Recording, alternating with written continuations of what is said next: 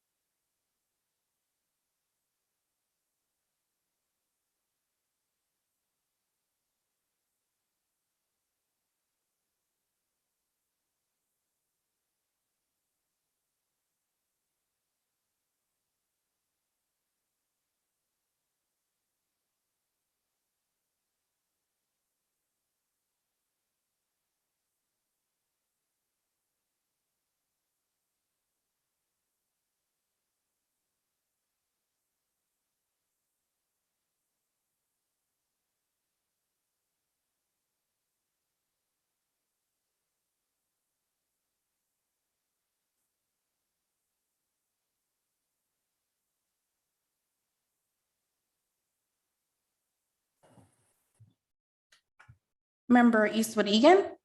Present. Member Chapelier. Member Brenner. Here. Member Stansfield. Here. Member Matthewman is not here. Vice Chairperson Raj. Here. Chairperson Parks. Here.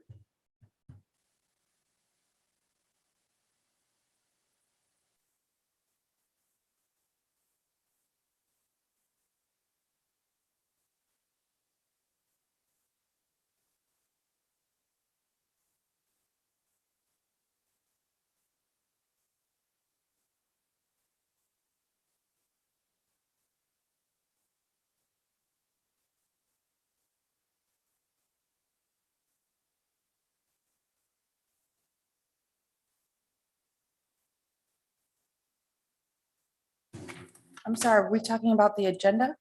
Agenda, past agenda, sorry, this agenda and the actual, the agenda for this meeting. Okay.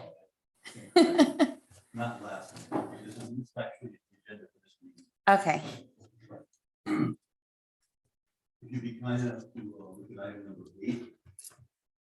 Under B, I'd like to add the following conversation. Discussion on beach cleaning and management, including beach raking practices discussed in the commission meeting on 12/3/21, and Mayor Hillman's commitment to dedicate more commission time to discussing the issue. I'd like to add that as item number 3 on that particular section. I'm sorry, you're adding a board member update? I meant, well, if you look at the actual agenda that I received, 8 unfinished business, it has board member updates, and I'd like to add number 3 on that. Okay. And then under 9, which is new business, I'd like to add the following 2 items. A discussion on water resource management, including irrigation and potential assistance to residents to control water consumption using rain monitoring equipment. Is that the name of the title? That's going to be the actual discussion. Okay, so it's on rainwater management? Right, you can do, Okay. you can use water resource management. And the second item There's going to be a discussion on vegetation along the pathway on A1A, the lack of residential management, the need to control litter and related problems associated with So vegetation on A1A? vegetation on A1A. Okay. I'll give you the actual, I'll give you the actual meeting. Beyond that, I have no other amendments. Anyone have any amendments to the agenda? I do. I'd like to, item 8A, under unfinished business, I'd like to move that up in the agenda, if possible. Okay, where would you like to put it? Can I do it after public comment or after presentations? Okay, we can move it up to up to 6A, and we'll call it A2. So after Marine Patrol Vessel, we'll call it A2, and you can do it after that. Okay, thank you. I'm sorry. It's 8A, discussion on scheduled meeting time. Okay, you want to change on that? I need to move it. Yeah, well, I want to move that up and discuss that meeting time. Is there a motion? Well, there'll be a motion, wouldn't that be more appropriate under 8A? And moving it up to, or 8A, that's 8.1 or 8.2? Well, It could be there's a moved- reason It can be that I'm moved trying up to move wherever. it up, Yeah. because I have to leave at a certain time, and that's exactly what it's got to do with why Okay, that no worries, okay. discussion. Can I have a motion to accept the agenda as amended? So I second, I think Ms. Rogers made the motion, so I'll second. I'd like to make the motion. Will you vote on that, please? Everyone in agreement, say aye. Aye. Thank you. Any other amendments to the agenda? Thank you. We go on to public comments. Do we have anyone for public comments? There are no pre-registered public comments, and no one's here to provide comments. Apparently no one's in the audience here at the moment. Thank you. Moving on now to presentations. I believe the first presentation is going to be by Chief Craig Hartman in regards to a Marine Patrol.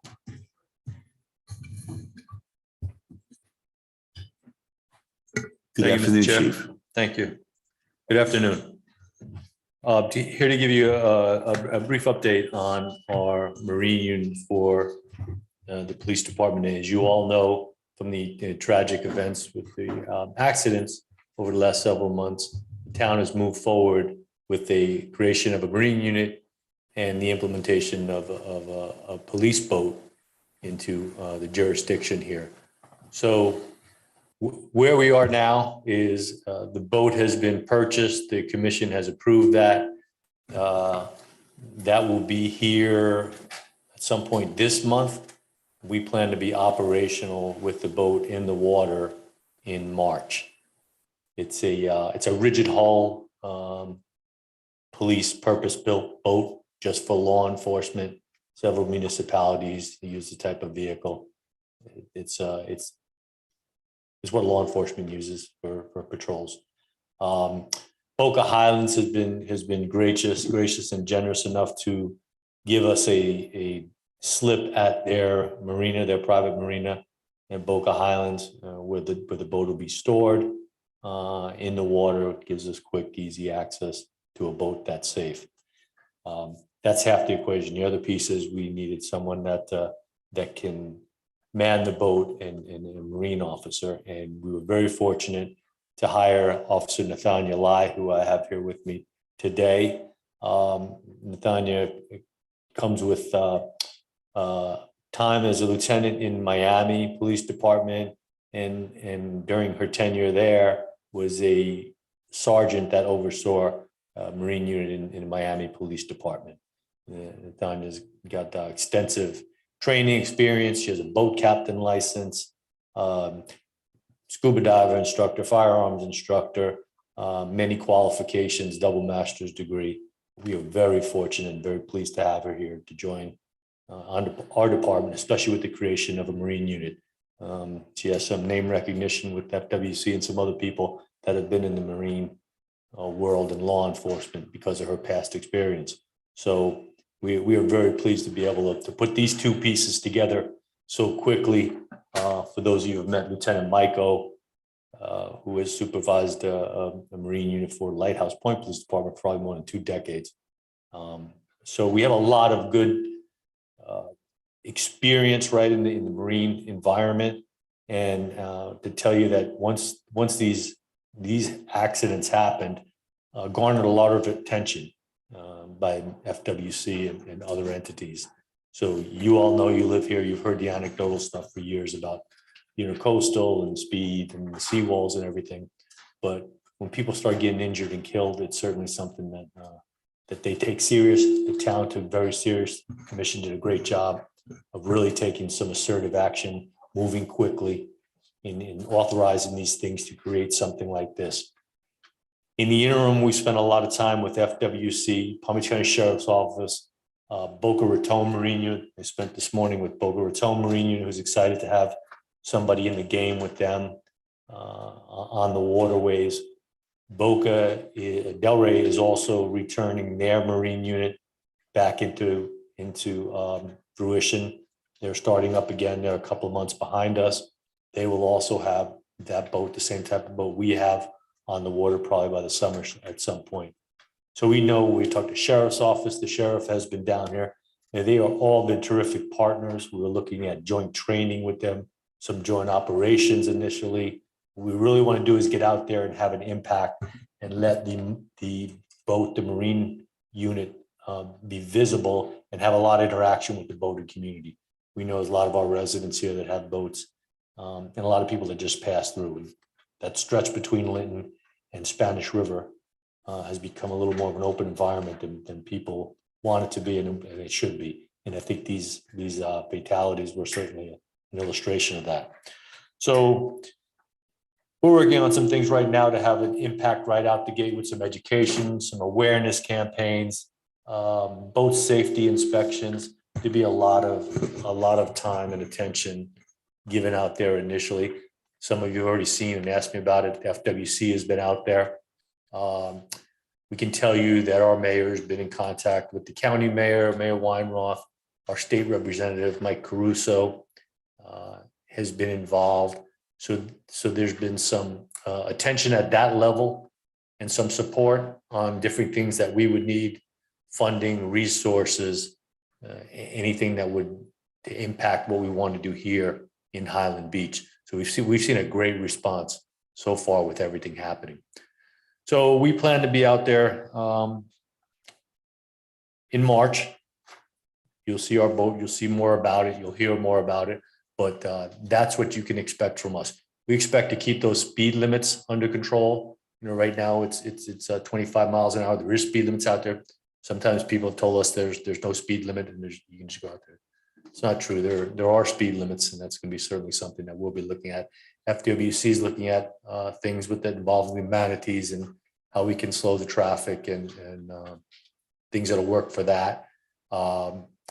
We've heard Tallahassee is actually looking at our speed limits, and if there's anything that takes some studies and things that can be done. I know the question was asked about speed signs.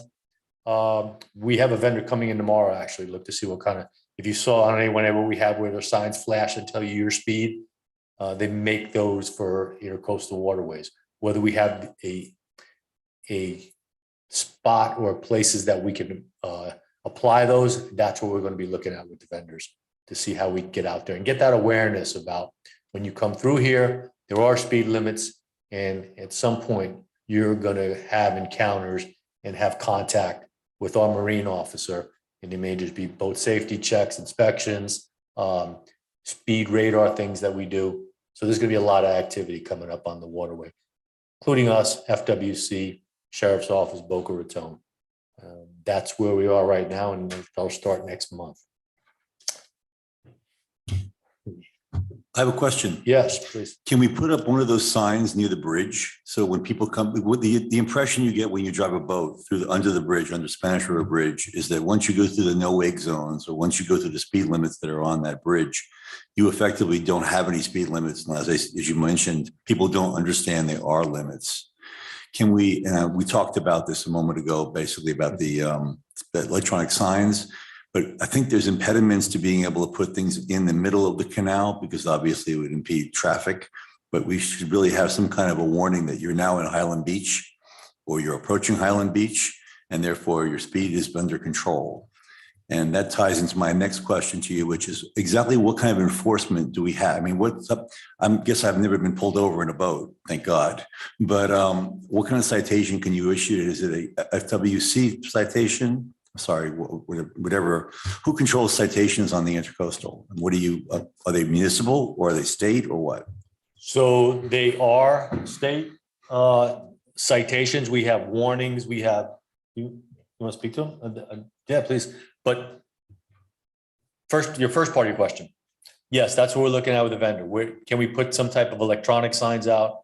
There are speed limit signs when you come into, when you leave under both bridges coming into Highland Beach, north or south. So there is the 25 and then 30 during June 1st through September 30th. So there are speed limits that tell you that you're entering that type of thing. But we do have warnings. We created our own warnings to give people on other different things and boat citations. But can you talk specifically about the state statute for the radar things? Good morning. Nice to meet everyone. Good morning. First, thank you, Chief, and I'm happy to be here. So we're looking forward to getting started with, as far as the citations, how it affects, it is going to be a state citation. But one of the things that we're looking to do, like the Chief said, is we're going to try to educate, and a lot of our initial contact and getting out in the community will be through education.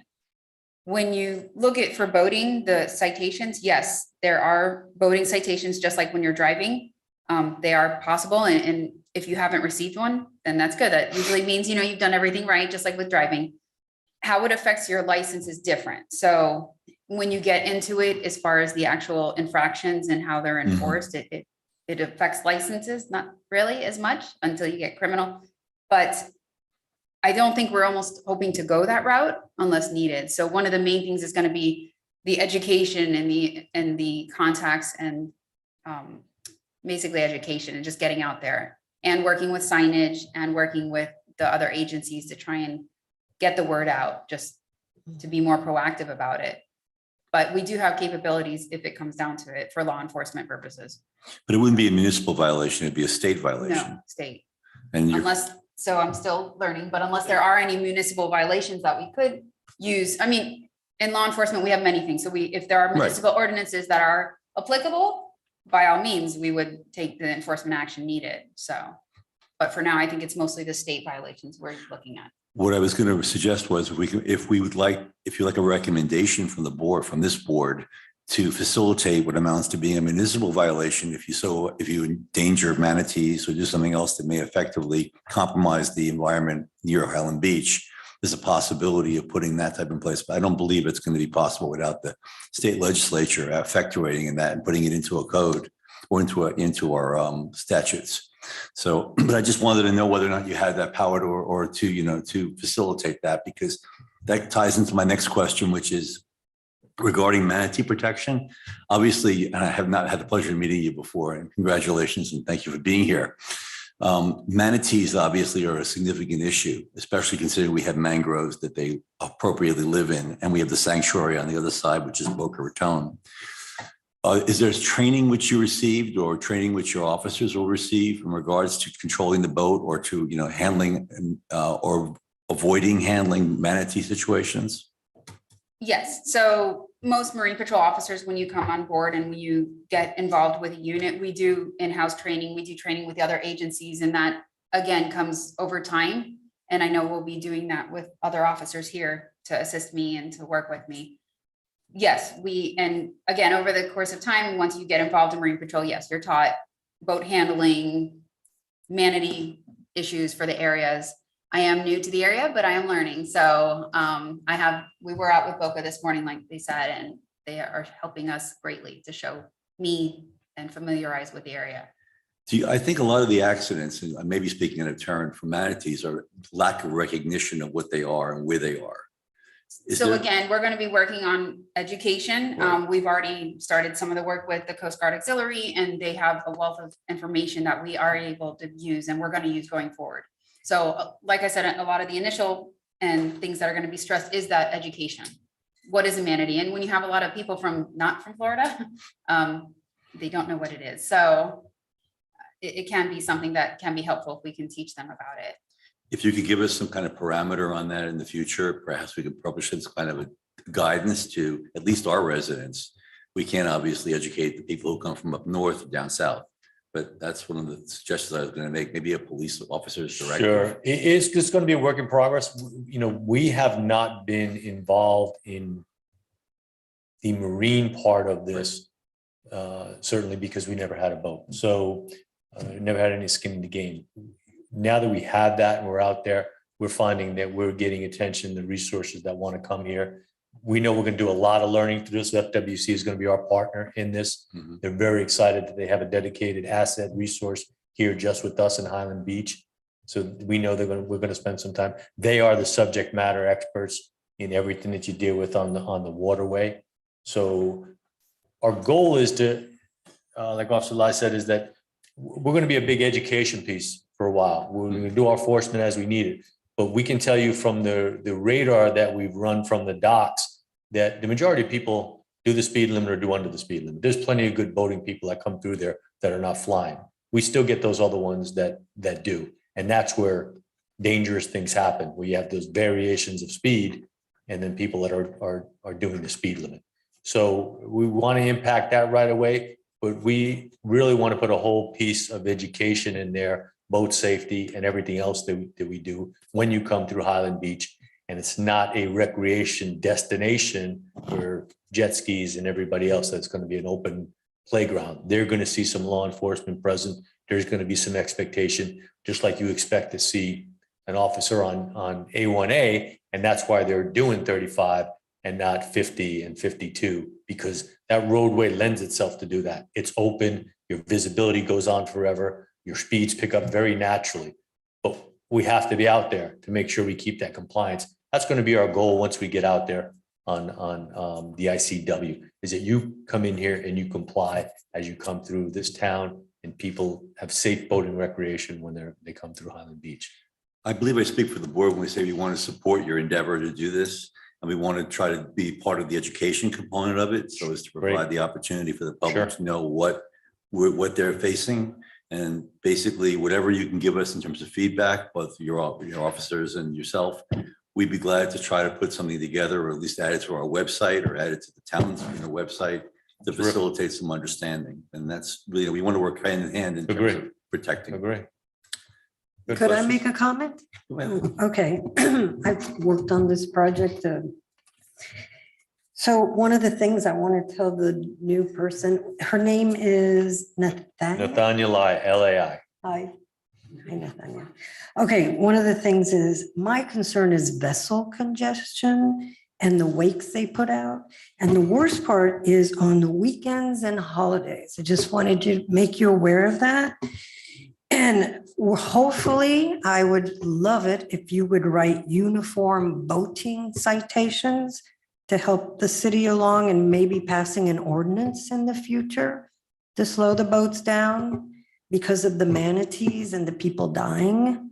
The other is, there is a sign, I think it's from 1992 or 94, on the south end of Spanish River Bridge, and it says, congested area ahead, I think it said 4 miles. And then it says boaters responsible for their wakes. Nobody can see that sign. It's very faded. I've taken pictures of it. And I know you probably don't even know it's there. John and my husband and I were big boaters. We know the Intercoast all the way to Miami. We used to go to Biscayne Bay all the time. I'm a good boater. And I had to really maneuver our boat just to get a picture of it. I talked to the FWC and they said that's a very old sign and they're removing them statewide. It's still there.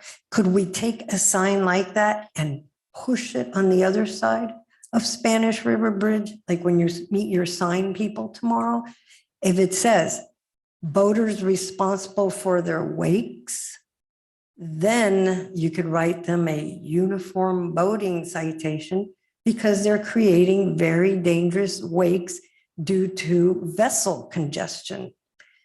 And our ICW is very narrow and the waves ricochet back and forth. Now, I see manatees in the back of my house on Bel Air Drive where that woman lost her life in August 2021.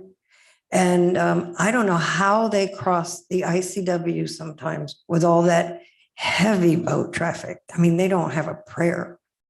And they tend to have the habitat right there across from where I live, which is that refuge center. Forget the name of it right now. What's that called? You know, Crossing it? It's a it's crossing the. mangrove bird sanctuary. Yes, it is. But the development's called the sanctuaries. Right, yeah, yes. And then there's another big habitat or over by the library, right back here. I mean, there's different areas for the manatees. And as you know from reading the newspaper, the manatees are in big trouble right now. Not only do they not have enough food, but we're killing them. I've seen many manatees driving down in Miami on our boat on the ICW. I've seen them dead. They look like dead people. It's really sad. So signage is a big concern to me. Boating, uniform boating citations, the fact that it's very congested on the weekends and holidays, but not lately because it's been cold, small craft advisory, and people have not been out. And the other thing is king tides, when we get those, it's crazy. It's crazy out there. To bear that one in mind. And could you all share the report on the 2 deaths, the recent deaths? We don't know. The citizens of Highland Beach have no idea. Was it a wake? Was it what caused the woman to die August 2021 and the gentleman that passed just 2 weeks ago that was underneath the dock? We've not seen anything. And you won't, because those are still active investigations by FWC. They are the lead investigator. We've assisted on both of those cases. And we know that they are both actively. They were just here a couple of weeks ago on the incident from where you are. So they are actually still plenty of work to do on those things. They take a while. And one last thing I've mentioned to the FWC, there's 4 blind corners that I've identified. And if you look at the regulations for the state of Florida for boating safety and all that, blind corners, immediately you have to slow your boat down. We have them on our side, not the Boca side. There are 4 blind corners. I've mentioned it to the FWC and they keep saying, oh, no. We're working on something else more important than that. I mean, they've actually tried to steer me away from the blind corners. They're there. To get that approved about the blind corner, the city of Highland Beach has to do some test where a boat comes this way, and they check the degree, whether it's 90 degrees or not. We've talked to them. Unfortunately, there's a understanding of urgency now. Okay, good. Their statistics show them that. It's not anecdotal complaints. Okay. So they are putting the time research. We've talked about this with them. We know that they're going to be spending quite a bit of time with us. They were here last week. We're going to be jumping into all of these things that have never been, that we could never get the attention Could to you before. tell them about the blind corners? Because that's a sure way. We've showed them on the map. So they know Yes. we have a map Because if that's 6 in feet the long. regulations, Sure. there's rules that say you cannot go fast where there's a marina or where there's a boat ramp. Blind corners is a biggie and we've got it. We showed them. Yeah. And so Thank you. they're going to be doing a study from the state. We understand. We're waiting to see what that's going to entail and how involved that's going to be. So yes, we'll be plenty of time. Okay. Thank you. Thank you very much, Chief. We appreciate your presentation. Sorry, does anyone else have any questions for the chief? Okay, Thank you. Appreciate thank you your very support. much. Thank you, folks. Good luck with your Thank boat. Look forward to seeing it. The next item is going to be an update on the board's recommendation to the town commission in regards to the palm trees are on the right of way, and I believe. I'm town sorry, planner- correction. The next item is actually a discussion on the scheduled meeting times. Oh, I'm sorry. Okay. Chair Maraj, go ahead. Okay, thank you. I wanted to discuss this before while I still had time. This current meeting times are starting at 1 PM. I guess there was some sort of vote to have it at that time of day, but if it were to continue at that time, I would always have to leave an hour into the meeting. And a lot of times our meetings last 2-3 hours recently. So I just thought that maybe if to be included in the meetings, because I have a hard out at 2 PM just because I have family obligations that I cannot change. If these meetings could be held earlier in the day. I don't know what time would work best, but just to allow more time in at the end of the meeting so that I'm not missing every single meeting. So, Ms. Thompson, when do you take lunch as a clerk? I don't really have a specific time this is up to the board to decide when they want to have those meetings.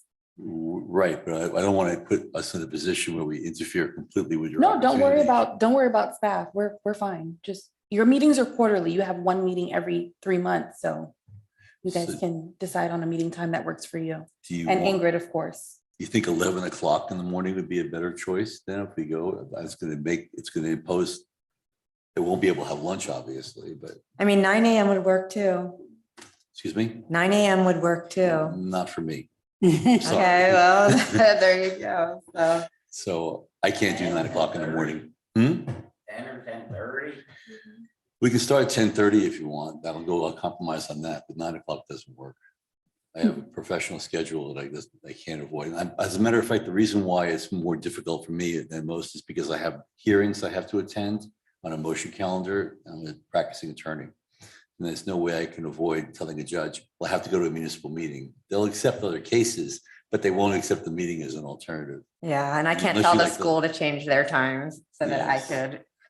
So that's unfortunate. That's a matter of necessity. So I'm willing to try to compromise by pushing it ahead to 12 o'clock or something like that. That'll help you. I mean, or suggest to the board, obviously. I like 12 o'clock.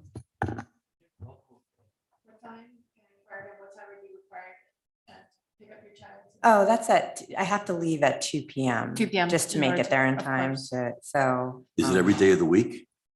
Monday through Friday. Yeah, Okay. that's the response. So there's no better days. Well, I'll be glad to advance it an hour so you can have more time with us. But what else was put out there? Did we also suggest, did I hear correctly, 11 was also a suggested time? I think I heard 10:30, 11 and 12. It really would be a problem for me to make it any earlier than that, honestly. I'm just trying to, but Earlier it won't than- make any Could difference. you clarify earlier than what specific time? 12 o'clock would work. 12 o'clock will work for me. I'm just again making sure we're exploring all options. I have the luxury of being extremely flexible, so I'm trying to meet too where other individuals to make sure that they also can participate. But I can be flexible to meet the needs of any board member, but understanding other professional obligations is what is also And 12 being put forth here. 12 would allow for 2 hours. All right, so should we move the meetings forward to 12 o'clock in the afternoon? Do you have a motion on that? Yes, I motion that we move the meetings to 12 o'clock. I'll second the motion. May I will have to come late if it's going to be at 12 o'clock, but that's. Oh, wait a minute, we As didn't long need to as- hear from you, Jenny, so let's hear You from you know, too. I have a training in a pool from 10:30 to 11:30, and I have to get home and change into dry clothes, but that's okay. I mean, you certainly contribute a lot more than I do. I'm not an expert on research, or I'm really Yeah, but we here don't want more to or deprive any less. board, we don't want to Right. in advance deprive any board member of the opportunity to be here. So Yeah, we're it's we're any gonna of us. retract that motion and have a poll. Who has no issue at all with, if you have an issue with 11:30, with 12 o'clock? you said? Yes, yeah. How about As much as I 12:30? don't want to interfere with your schedule. How about 12:30? 12:30 is fine. I can do anything. 12:30, I can make it here. 12:30 would be fantastic for me. Okay, so let's amend the motion at 12:30, and I'm sorry, no, we can't. I make a Sorry to motion. me. I mean, I'm just a parent that has to pick up kids at 2 Yeah. p.m. I'll make the motion that we have our meetings at 12:30, a half hour earlier than normal time. That's fine. I think it works for Second, most of us. please. I second that. So Ms. Thompson, we'll correct our last motion to reflect 12:30 in the afternoon. Perfect. And I like 12:30. hopefully you can work something out. We don't want to lose you now. So anyway, is that all for that particular item? So maybe we should move along faster in the future. We can, I don't know if we're going to be able to do that. We meet once every 3 months. That's true. And trying to cover the topics we have is That's- is a little difficult in just a period of an hour or two. But I'll do my best to push this forward right now. Okay. Now we have the update on the November 3rd, 2021 board recommendations to the town commission regarding the palm trees. And Ms. Allen, I believe you want to make that presentation. Sure. Okay, good afternoon.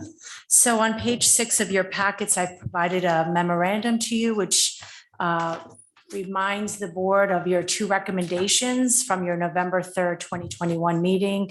And then I provided in bold, or I should say the recommendation is in bold verbatim from the board. And then right below is the commission direction. So I'll go over these briefly. The first recommendation, again, from the board on November 3rd, was to emphasize the consideration of marine patrol vessel or boat and implement a program which would protect manatee populations and mangrove populations by slowing down traffic on the intercoastal. And just hearing the interchange that you all had with the police department, it looks like a lot of those questions that the board had were addressed by the police department. I indicate here in the memo that the board didn't, or the commission didn't have specific direction regarding this recommendation. I did provide in the memorandum to the commission the current laws that are in place with regards to manatee and mangrove protection. I've referenced those in that agenda memorandum to the commission. And as the chief indicated, the town commission did go ahead and approve on December 7th, 2021, that Marine Patrol Unit.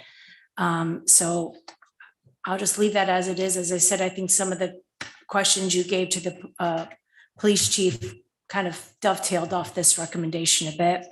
And then the last one was to expand obligations of our current code compliance officer to walk the beach or do an evaluation of the beach so as to know what is or is not appropriately being done on the beach. Consensus from the commission, as I indicate here on the memo, is that they thanked you for your input and suggested scheduling a follow-up discussion earlier next year, which is obviously 2022. I did make a note that the commission will be discussing the town's strategic priorities. I know I've referenced that plan to the board several times. They'll be discussing this in February and March. So I recommend to the board that you check out the commission agendas that are available online to see when those will be. Obviously, it'll be prior to your next meeting. So if you want to keep abreast of when those meetings are, again, that is available on the town website. Excuse me, Ms. Yeah. Allen, one second. Would you tell me item 6B, which is regarding palm trees, where is it appearing in your agenda package? Page 7. I included it in this update memorandum. I indicate that back on November 3rd, I advised you at your last board meeting that we did contract with Bartlett tree experts to conduct this assessment of the palms along A1A. And if the board recalls, on November 5th, I emailed all of you that report. Basically what I've put here in the memorandum is, how the board wants to move forward. One of those items would be to, have that report or the board consider having the recommendations provided in the report, to upload those on your board webpage, provide possibly a summary of those recommendations for a write-up in the next manager's minute. I did also make it very clear on page 7 of your packets that we have specific code provisions. This is in chapter 28 of the code, which is a xeriscape regulations, landscape regulations. And it clearly says that the trees that are in the right of way, it is the adjacent property owner that has to maintain those. I've gone ahead and provided that section 28-10A, again on page 7. So that's basically a summary of the memorandum, and I'll be glad to address any questions you all might have. I certainly have, I have a question, Ms. Allen. Thank you for your comments. I did read the Bartlett Tree Expert report. And by the way, I want to thank you and the town manager for having solicited that report. It's an excellent report and it seems very comprehensive. But what I got from the report was that we have a situation here where salt is a significant problem and contributing factor to the trees no longer being in great condition. Now, as a historical situation and for the benefit of all those who are watching us today and don't know about the subject, about 2000 and I would say 6 or 7, the state granted us a significant amount of money, which we utilized to put in what amounts to being 50 of these royal palm trees along the actual A1A. They were not installed by the property owners. They were not offered or they were not given the option one way or the other of having it on their property. And it was a town initiative at that point. So since that point, as far as I know, the town's been taking care of them and culturing them and basically making sure that they hopefully stay alive and replacing them as necessary. But the fact is they're in bad condition. And some of them are actually at a point where they're possibly going to be, they could possibly die, according to Bartlett. Some of them are compromised. Now, the recommendations, what I got from the report was that we need to add specific nutrients and fertilizers and mulch. And we have to also facilitate watering or irrigation to it. Now, certainly homeowners can do that if they understand what they're up against. But I would suggest to you, and my opinion would be that most homeowners wouldn't know what a bag of fertilizer looks like, let alone, I apologize to the public, but they wouldn't know what bag of fertilizer to use for these particular palm trees. And they wouldn't know what micronutrients to add. And they wouldn't be in a position to be able to facilitate the health and care and well-being of these trees. Under these circumstances, I believe our recommendations I'm going to make a recommendation or ask the board to recommend that the commission implement a policy where the commission basically takes on that responsibility, engages Bartlett to do the job properly, and facilitates the mulching and care of these trees. Otherwise, we're going to be relying on amateurs basically to handle the matter, and we're going to lose a very expensive asset to the town and a very important asset to our environment. Again, this is going to be a recommendation that was going to follow your actual report. But I have one more point to make on that too, and that was advisory letters to the A1A residents that are facilitating the care of these trees regarding what their responsibility is or is not. And bearing in mind that I actually am a resident along A1A, I do have my property is a condominium property which borders on A1A. We have never engaged in any type of program to facilitate the care and management of the trees because we always consider them to be the actual town's obligation. And bearing in mind the town put them in and the town has care for them. I know you don't agree with that position, but unfortunately, ultimately the situation comes down to, do we want the trees to survive or do we want the trees to seek their demise early and then have them die on us and have to either replace them or actually ask the A1A residents to facilitate their removal? So one way or the other, you know, there's got to be some accommodations here made by the commission to do this, which is where the Bartlett tree experts came in, and which, by the way, was a recommendation we made at an earlier meeting to facilitate that. Do you know how much they want to do? How much they want? Excuse me? Do you know how much they want to get paid to maintain the trees? Well, that's what I was going to ask Ms. Allen in a moment to look into. Okay, I agree with that. What do you, Ms. Allen, did you get an estimate from Bartlett as to how much it'll cost to facilitate their help? It's not in the report, no. Can we engage, can you ask Mr. Labate or can you directly contact Bartlett for us and find out what the cost would be to engage a program to facilitate the care of the trees?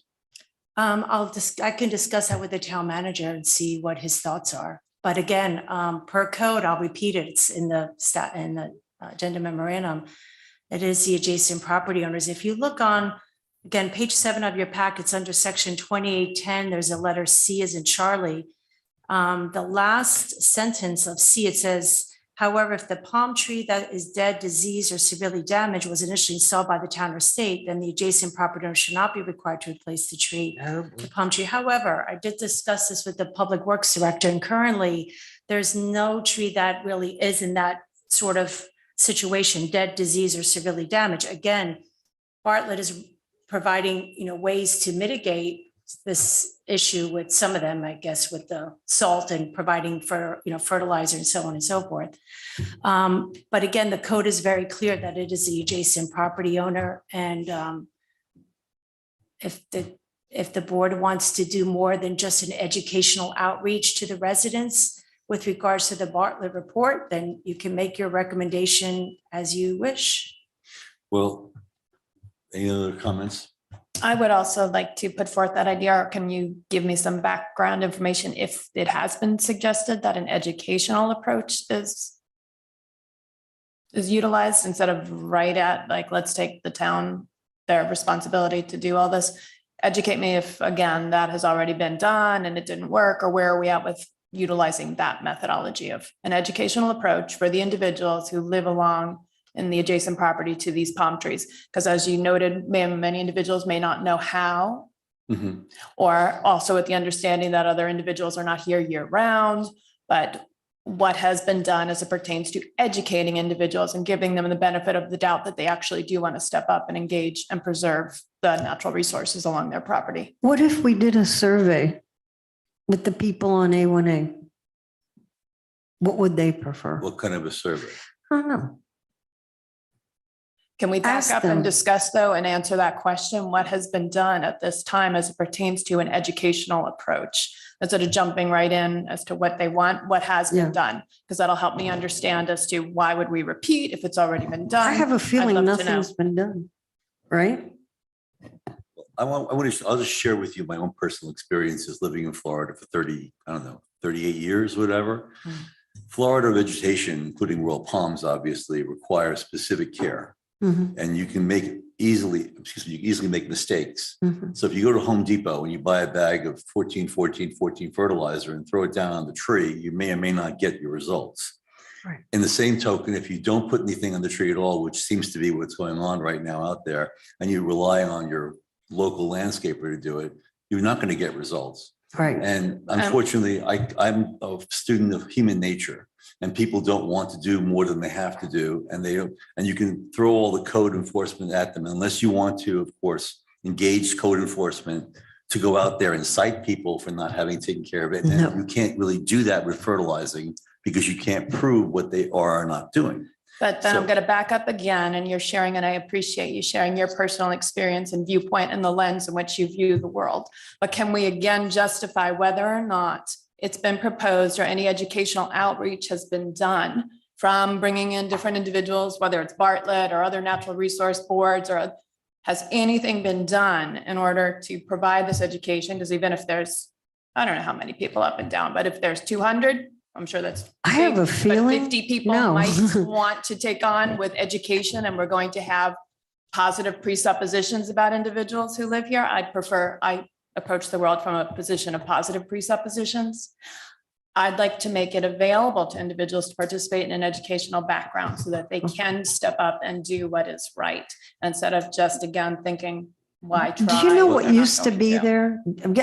I've lived in Highland Beach since 85. They used to have those trees, remember? And they had a sign that says Highland Beach Tree City or something. I'm like, I've been here a long time. And every time we had a storm, the trees would topple over because they had shallow roots. So apparently when you did this, I was living in DC. I come back and I see these palm trees. I love it.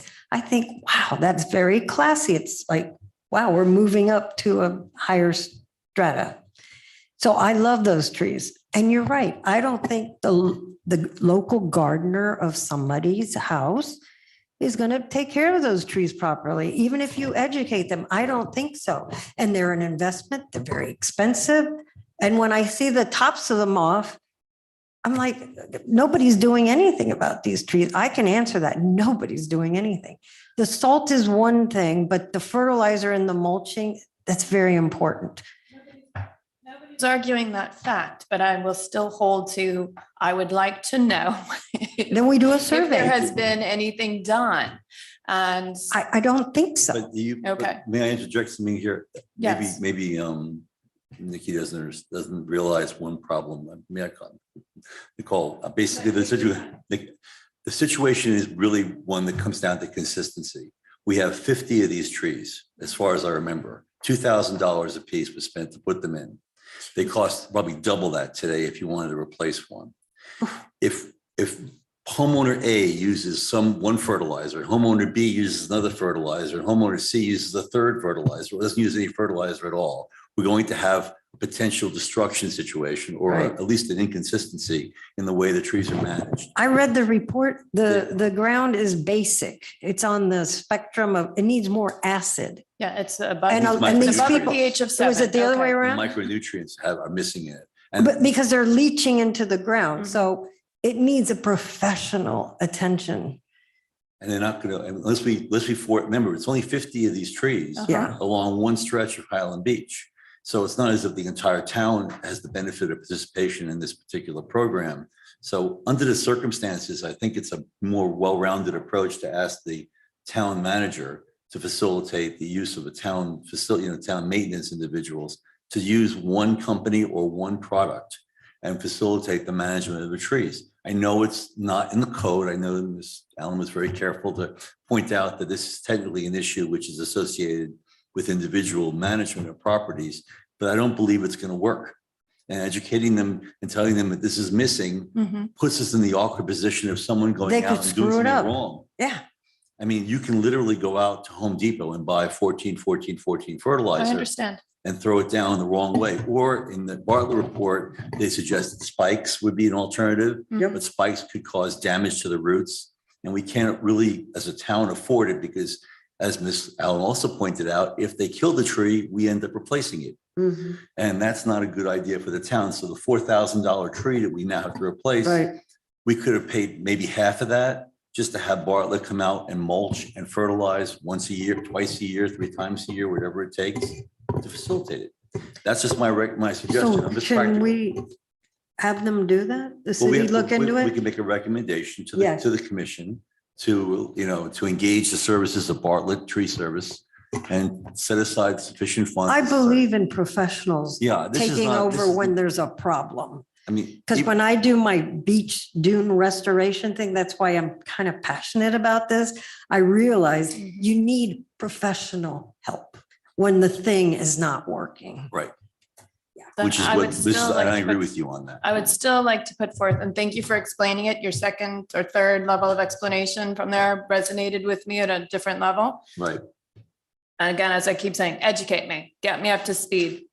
1.5 years that I've been formally living here. So I appreciate any feedback and education you can provide. It's but online. I would still like to say too, I would love to see that in tangent with, even if it's not education for the purpose of the individuals taking over the responsibility, but educating them like you just did. We have 50 of these trees, the importance of them, from the cost measure, so that they understand as well what we are doing, why we are doing it, what the importance. When you create awareness, when you create understanding, you create buy-in instead of just ad hoc. It would be my suggestion. Continuous education, as I'll speak to too in the bucket tree project I looked into, I think is really important. Yeah, and I'm just leery of giving people the opportunity to just to To hurt them. screw them up. And I'm not, I I'm didn't- I'm not not trying to suggesting be that. argumentative either about this. I just think that in education, I completely endorse and appreciate your position. And as a homeowner, I'd like to be able to do whatever I can, but I'm a little concerned as But I Maggie didn't pointed say out. to take away from the recommendation that professionals take this over, but in tangent with an understanding of why the board. I just know did what it did. used to be there before. This is a grand improvement. And it Yeah. looks so much better than were they ficuses? What was there? They had plums. Oh, They no, had trees that some other didn't- kind of all kinds of Terrible. unusual, Non-indigenous whatever people wanted to species that plant. probably got very Terrible. sick. Every time we had a storm, you'd have them turned upside down. You could you know, a storm, oh yeah, we're gonna have turned over trees. Yeah, So they- we want to preserve these guys, and I know how much a tree costs, that kind of tree, palm tree. they- And they you just- want to preserve them right. Maybe you could put the educational information on our website. Absolutely. Or something cited in the manager's minute that comes through of the work that's being done and why it's important. So people are aware of the work that needs to be done and why it's being done. And if the board is going to take it over, or excuse me, the commission is going to take it over, if it's an increase in infrastructure and economy or spending for the town, they understand why. That's all I'm saying at this point. I am not saying, nope, let's not move forward with that recommendation, but I always believe giving individuals opportunities to educate themselves so they understand the importance of the work being done here is a good thing. You could also request to have whatever information in the manager's minute, like ask if that could be included, and then that educates the residents. You know, I completely agree with you. And that was actually one of my suggestions, was to give an advisory letter to them to help them protect and preserve. Mulching is going to require more than just one application. And that's something that homeowners can do easily. They suggested 2 inches of mulch in the report. And that would be fantastic, because then I can see a partnership to an understanding. This piece professionals needed. The understanding is you were referring to the pH of the soil, micronutrients, but something you can do if you want to step up and take ownership. Mulch, like I just see that as a nice partnership of back and forth, of giving them ownership. So thank you for making that suggestion. So as a recommendation goes, So we'll let them mulch.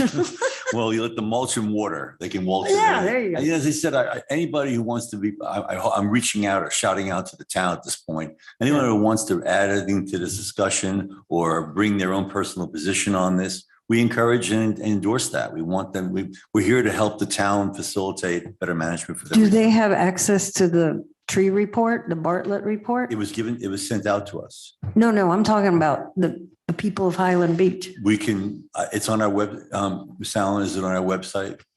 We could put it on the website. You should I put mean, we do it as that? it reference was. that in the memorandum. If you, as a board, want to put it on the website, we could do that. That's very easy to do. That would be a good idea because Yeah. it was very thorough. It was a great report, and actually it endorses what we're trying to do here, which is to help protect the town's resources. So on a recommendation level, for Ms. Thomas's benefit and for the benefit of our board, I'm going to make a recommendation that the commission consider employing Bartlett Tree Services or another professional organization to facilitate the fertilization and management of these trees. And before doing so, engage the town manager to facilitate what amounts to being a report on how much it'll cost. So they have an opportunity to find out whether or not they're willing to put it into the town's budget and facilitate the management at a town level, as opposed to leaving it only to the homeowners. I'm sorry, is that whole thing the recommendation? You want me to do it again? The recommendation, I'm going to try to simplify it. The recommendation is going to be that the commission consider employing a professional tree service company like Bartlett to facilitate the management and care of the trees. Do I have a second on that? Second. Go vote, please. All in favor? Aye. Aye. The next aspect of that is a recommendation that the publication of the Bartlett Tree Report be placed on our actual website. I believe it's in the town managers. Ms. Allen, where would it be placed? Where would it be the most appropriate place? Well, again, the board has its own webpage on the town's website. We could put it on the webpage, on the board's webpage. Can we reference it, or we have to put the entire report up on the page? Well, again, I indicate in the memorandum, if the board wants to have a volunteer to do maybe just a summary, a write-up that we could put in the manager's minute, that just, again, summarizes what those recommendations are, and then put a little note that I'll do it. the actual full report you is do it. provided on the board's website or webpage. That's fine. The recommendation there is that we'll place a summary of what the Bartlett Tree Report said on our website, and we'll reference the actual report in its entirety, but as a separate item that can be utilized by people who care to look at it. And I'll take the responsibility. But on the recommendation level, I have a motion to place this on the website. Do I have a second? Second. Do I have a vote, please? Aye. And I Aye. strongly, and Nikki, I really do agree. I believe in education. Forcing people to do things never works. But in some cases, you don't want to And I was never, and we'll back up and clarify if this is on the record, it's never forcing people. That was not my point to force anybody. No, you weren't. That was the Edu- opposite. You were education. I'm saying I don't want to force Yeah, people. I don't no, want I'm to throw just codes at Not them. enforcing, but education and understanding. Right. So I people wanna can make educate informed them. Decisions. I just think you need a professional so it doesn't get done wrong. You know what I'm saying? Oh, yeah, and there's no Yeah, question about it. That's my big concern. But again, I would always just push the education that makes other individuals understand why we're making the recommendation we're doing. Perfect. So noted. Now we're moving on through our agenda here today. I believe the next item is going to be the approval of the agenda. Am I right? Although we already have the approval. Well, let's see now. We talked about the marine vessels. We talked about the tree situation. Now we have the approval of the minutes. I have some corrections that I'd like to make. Does anyone have any corrections before I speak? On the approval from the last meeting? Yes, no. Ms. Thompson, I found something which I thought was left out. There was a comment in regards to, let's see, what the agenda. On item 8B. Let's see.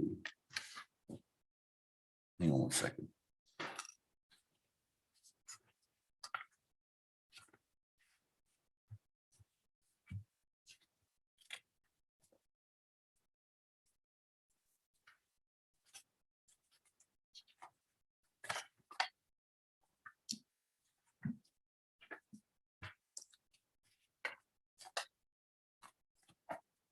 I thought, and that's of course, Ms. Thompson, you can correct me on this by looking at your notes or whatever, that under 6, there was also, there were several items that the board members agreed to participate in and to give me back information on. And I want to take this opportunity, by the way, to thank Nicole Stansfield and Diane Matherman in regards to their help and giving me information I needed to present to the commission at the December 7th meeting. But there was also, if you notice under section 6 presentations, besides volunteering to contact the HOAs, Ms. Stansfield also volunteered to inquire as to beach control issues in other towns and presented a report to me, which effectively was incorporated into my comments on December 7th. And that's not showing up here as far as I can tell anywhere on here, but that was part of the agenda. I'm sorry, that what was exactly actually- are you asking to be included in there? Excuse me? What exactly are you asking to include? I didn't, On page, that. under 6 of the draft of the minutes you presented for, from the last meeting we had, there was a discussion, if you notice paragraph, you don't have a number, but the second to the last paragraph, board discussion followed and Member Stansfield volunteered to contact the HOA. She also volunteered to contact neighboring towns and facilitate information to the board in regards to their management control issues associated with the beach raking in particular. And that seems to have been avoided, has not noted. At the same time, Diane Matherman agreed at the time to also do the same thing, but. was that at the previous meeting or this meeting? No, previous meeting. This is the last agenda we're looking at. Right, so was that done at November 3rd meeting or the meeting prior to that? That was done at November 3rd meeting. November 3rd? So that I just happened to notice that it was missing. I apologize. Let The me other double individual- check the previous meeting minutes and then I can look at these as well and I'll add that in That'd be there. fine. I just wanted to give the credit to the people who actually did the work because I actually utilized the information when it was sent back to me through Miss Allen's efforts at the December 7th meeting that followed that, when I made a report basically and made comments regarding beach raking to the commission. So I wanted that to be as part of our records. And at the same time, Diane Matherman did the same thing. I think we assigned towns. I think you received, Nikki, help me out. I worked through Ms. Allen and we identified the towns. I specifically chose the cities that were served in Palm Beach County. I stuck to Palm Beach County and we looked at the local newspaper, the Coastal Star, who they served. And literally that's how we just decided into what cities to target. Then we broke them down between the two of us and used Ms. Allen as a facilitator, of course, for the conversation back and forth between. And I really appreciated that, by the way. I wanted to thank you for that because it really helped my presentation when it came to the beach raking topic, which we're going to get to later. So that was one mistake, one error I found, or at least one issue I wanted to have in there. And the other issue I was concerned about, I wanted to correct if possible, appears on page 29 of your draft. And there's a comment at the bottom of under section 9, new business, where there was motion made presumably by myself and Ms. Chapoyer in regards to code and compliance officers evaluating the beach to know what should and should not be done. I think what we really were trying to say, or I thought we said that day, was to see what the condition of the beach was, not what should be done, but so much as police the beach to see whether there was litter on the beach or other issues. Am I wrong, Ms. Chapoyer? Just to you're right. clarify the motions, they are word for word. Are they? Yes, and Oops. sometimes we repeat them multiple times and I'll take one of, the same motion that's repeated multiple times, but they're word for word. Then we They're not my misspoke. words. Can we correct ourselves? In the minutes, they're a reflection of the last meeting. I mean, I guess I can modify them, but this is on record.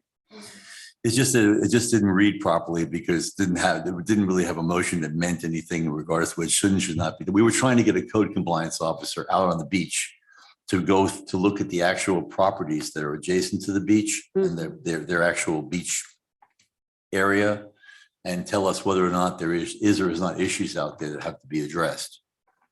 That's what the intention was. It's up to, as I said, I never had to make a comment on your agenda efforts, but I just wanted to be clear that I didn't think that was what we had said, but I don't know, I'm gonna let Ms. Chapoyer chime in here and find out. Do you remember saying that comment, or? I probably said something to the effect, we should send somebody out there to evaluate We should have. the situation. Okay, it's But, not critical. it doesn't matter. Yeah, If I may interject, if you look on page 6 of my memorandum, I actually put the recommendation verbatim. I actually listened to the recording.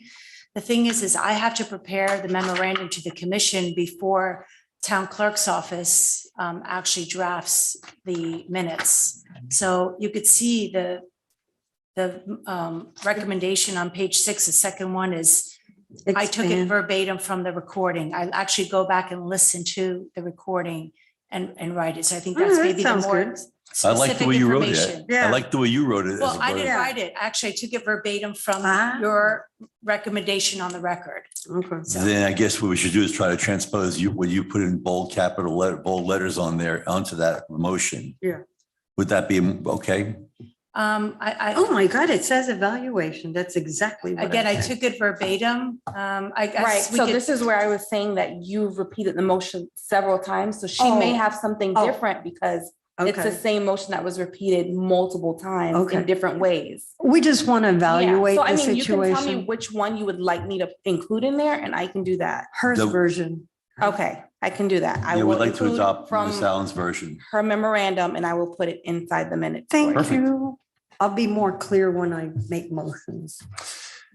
if I may also add a point here, if you're going to revise an initial motion, if you could state on the record, this is a revision to the previous motion, because when we're trying to, or when the clerk's office is trying to write the motions, if you don't say, I would like to revise my initial motion, then we don't know what we're talking about here. So if you could be mindful of any, because it seems that you often revise the motion, if you could make it clear that this is a revision to the initial motion, that was on the table. That'd be Agreed. helpful. Point I well agree. taken. Thank you. We'll I just definitely learned try to- something new.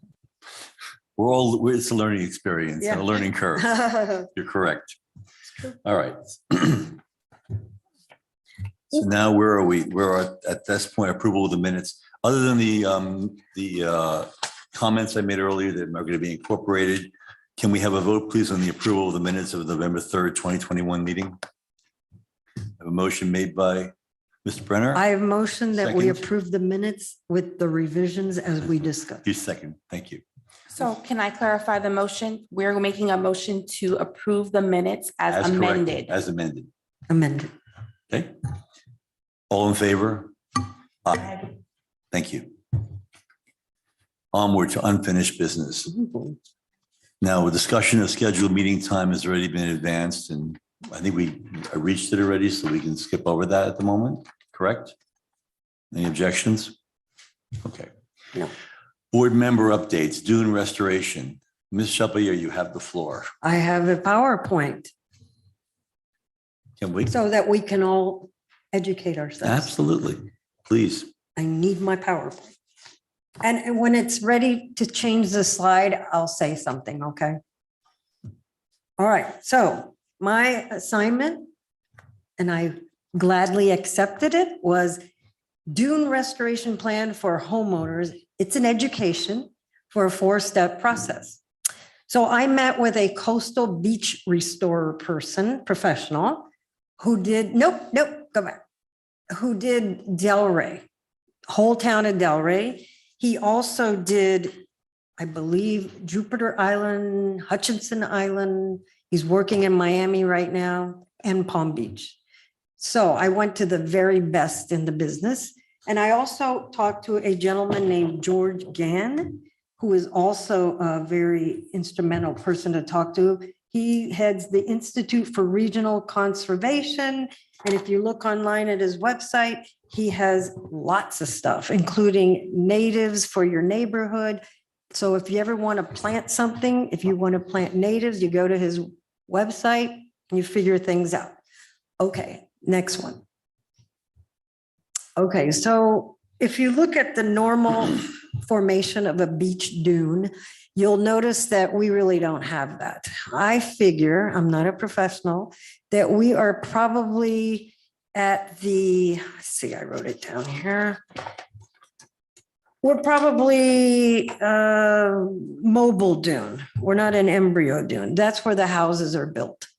I'm talking about the critical part of Highland Beach, which is the southernmost end. I read that full report given to the town in 2013, and the narrowest and worst part of the beach is closer to where I live. So I believe that the houses are built, and some of the condos, where the mobile dune was. So here are some definitions. A beach dune is an active coastal habitat, and it includes sand, xeric, meaning dry, marine influences such as sea turtles, and there's a mouse and some other animals, invertebrates, that kind of thing. So whatever plant you plant must be tolerant to sea spray and constant wind, and sometimes underwater from ocean waves, which is very harsh environment. We are considered a tropical coastal strand, and the stabilization of our dunes is the most important thing we can do to restore our beaches.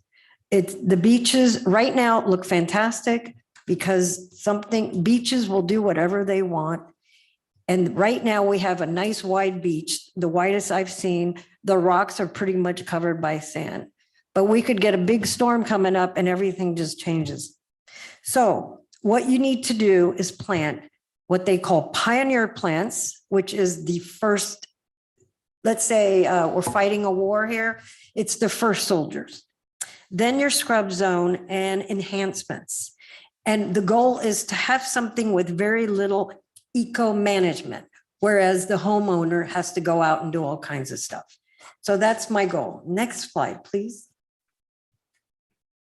So this is not Highland Beach. This is up north, obviously, but we could easily be just like this if we don't do something about our dunes, because of the fact that we have climate change, and it is a real thing, and the sea levels are rising, and we could easily have this problem.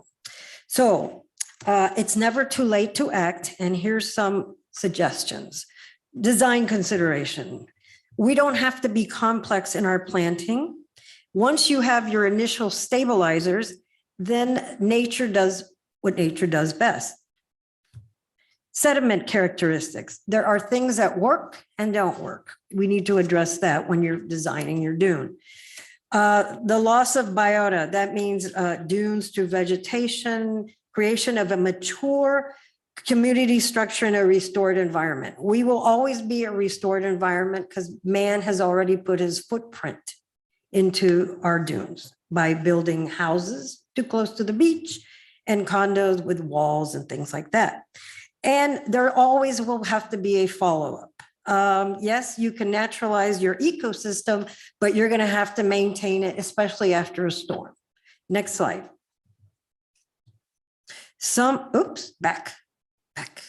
Back one slide. Some nature is better than none. It's better to do something than not to do anything. So it's impossible to go back to the pristine environment that Highland Beach once had because we have our human footprint there. But we can regain some of the elements of the natural environment and reverse the trends towards environmental loss. The natural process cannot be relied on just reestablishing natural characteristics, but restoration process can maintain a semi-natural, enhance biodiversity, and create a harmonious landscape. Graded beaches such as ours, were considered a graded beach, that lack natural dunes such as ours can be modified into a more naturally functioning beach and dune system. So I profess this 4-step process to educate the homeowner and the condo dwellers to our beaches, what they can do to modify that little bit of environment that they have to provide our protection to our beaches and to slow down erosion due to climate changes such as sea level rising, stronger hurricanes, and more beach erosions. Okay, next slide. We also have to address the habitats of the sea turtles because they're endangered, and homeowners can contribute by having a lighting program. That I decided to put this in before we even talk about vegetation to address lighting. So beachfronts and condos must have the proper lighting, which is during sea turtle nesting season. And I'll give you 2 pictures to illustrate that. The town should have an ordinance, I believe, to monitor the lighting to make sure it's being enforced. Okay, next slide. Here's an example of the problem. This is in Delray. This is not in our neighborhood. So you can see that if you were a sea turtle attracted to moonlight, you would think that was moonlight. So we need to stop that. I don't know if it's going on. I'm not an enforcement officer, but we might have them look at that. Next slide. This is acceptable. That kind of lighting, red lighting it's FWC approved. So there's the moonlight. I think the turtle won't be confused as to what the moonlight is and what the house looks like. Next. Okay. Now I want to give you an example of what a natural dune used to look like. I grew up in the Cape Canaveral area. I'm from Titusville, Florida, and we have the most pristine, beautiful beaches because Cape Kennedy was set aside for Nassau and all that. And there's one in Juneau Dunes, it's called. So that's what it should look like. But we don't come close to that. But I will say Delray looks pretty good, trying to achieve that natural look. Next. So I promised you a 4-step process. Here's step number 1. You've got to remove or control the exotic species and also native species that are invasive. I want to make that clear. There are exotic species that should not be allowed there, such as Australian pines, and I'll get into that. But there's also some natives, such as sea grapes. They're also a problem. What they do is they form a canopy where they shouldn't, and they take up the nutrients, and they also shade the plants that should be there. So invasive plants harm the environment of the natural dune by competing for sunshine, water, and nutrients. That would be beneficial to the native species. So on the left is a work in progress where they're tearing down things. And this is what the state of Florida near Boca, I got that from a book. That's what it kind of used to look like, just to give you an idea what we used to look like. Next one. Okay, the one on the left is not to be missed. There's 2 types of sea grapes. There's the Hawaiian, and then there's the one we have in Florida, which is called the Cocoloba unifera. We do have the Hawaiian, and it's considered to be a noxious weed, non-native and invasive. And there's a picture of it on the right. What it does is it takes over, it spreads like laterally, and it chokes out the good stuff. Next one. Brazilian pepper is a big problem, and it's very prolific. It forms a dense canopy, and if it's there, you have to be very careful how you remove it. I have a pamphlet here that I got on the internet and says how to remove Brazilian pepper, and it's against the law to plant Brazilian pepper. Now, this was taken in Delray, and before they fixed the dunes, it was very common in Delray. So near the Marriott entrances where they had it. So this is considered an invasive exotic species. Next slide. Okay, that's called Lather Leaf, and it comes from Australia and Africa. And the reason why it grows so easily is because the seeds travel through water, and they're destroying, this particular lather leaf is destroying the Florida Keys mangrove system. Right now, we have some, but it's not as bad as the Florida Keys. It's highly invasive, and it has what they call adventitious roots. That means if you cut it, it will grow a stem from where you cut it. In other words, it doesn't need a root. It can grow from its stems. So you can't just pull it out. You have to pull it out by its roots. Thus, I'm getting to the reason why professionals are important. The gray knicker bean, next slide. I'm not going to do a lot of these. I'm just going through a hit list here. These form dense invasive mats, and they kill large areas of beneficial plants.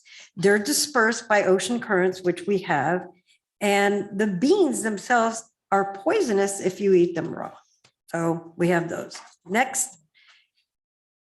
You wouldn't think of the next one as invasive, but it is. It's St. Augustine grass, which we plant everywhere. They, if you put that on a dune, they come down and they start taking over the dune. So it competes with the native pioneer species, which are the first soldiers. Think of them, if you're playing chess, those guys are the pawns. They're the first line of attack. Go to the next one. I see these all over the place. The snake plant, or mother-in-law tongue.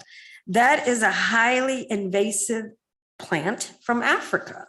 And you can't just poke one out because it has to be removed from the root. So if you just go out there and pull it, it'll come right back. And they're having a big major problem in areas like Sanibel. Sanibel has a big problem with these guys and the Brazilian pepper. So they have this big program, and they're see, in the 1800s, they were introduced. In 1951, they became nuisances in there because they grow laterally. Laterally means they spread out like this, just like the sea grape. Okay, now these are native plants, the next one, that you have to monitor. The coin vine, yes, that is a pioneer plant, but it could get out of control too. So not all pioneer plants have to, they need to be maintained. So this native dune species can also be invasive. And there's also many others. If you go to dunedoctors.com, they'll give you a list of what's good and what's bad. Number two, so first we have the pioneer plants. Step two, next slide. Let's do the pioneer plants. The reason your gardener can't do this, those roots have to be established very, very deep, and they have to be fully established, and it requires 3 months of watering. And that picture on the right shows you how deep those sea oats need to be. So when you're planting them, you need a professional dunescaping restoration company to do this, and they will know how deep and how often to water. And this is the first defense of a dune. Next slide. Planting and sometimes frequent replanting of the pioneer's dune plants is needed to counter erosive forces. So you plant these, you establish them, and you might need to put some more back. I noticed that when I was walking down the beach near the Ambassador South over Ocean Estates, that some of them need to be replanted. They probably tried to do it at one time, but you got to go back and replant because storms have taken them out. Next slide.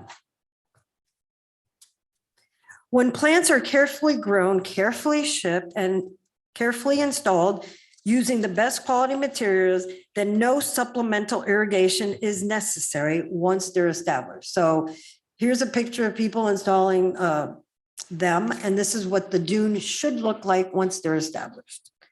So this is the same location after 7 months and Hurricane Irma. So this company did that, and this is what it looks like. So you have to give it some time to establish. Next slide.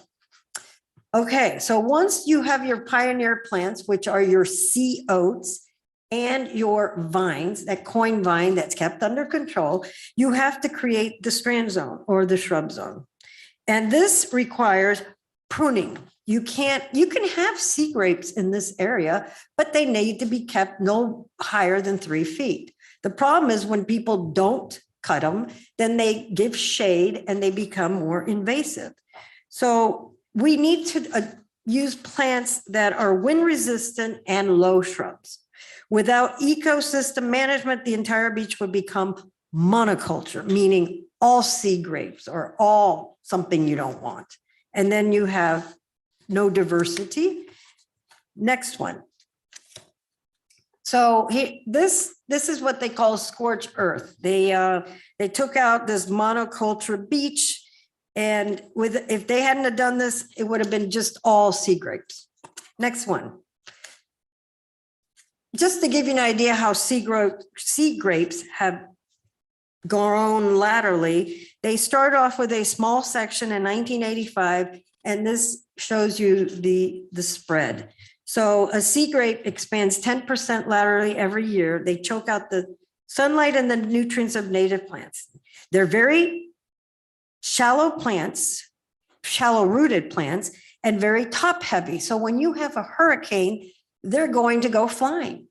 They're going to go flying because the tops are supposed to be 3 feet tall. Nature would have taken care of it if we didn't have climate change.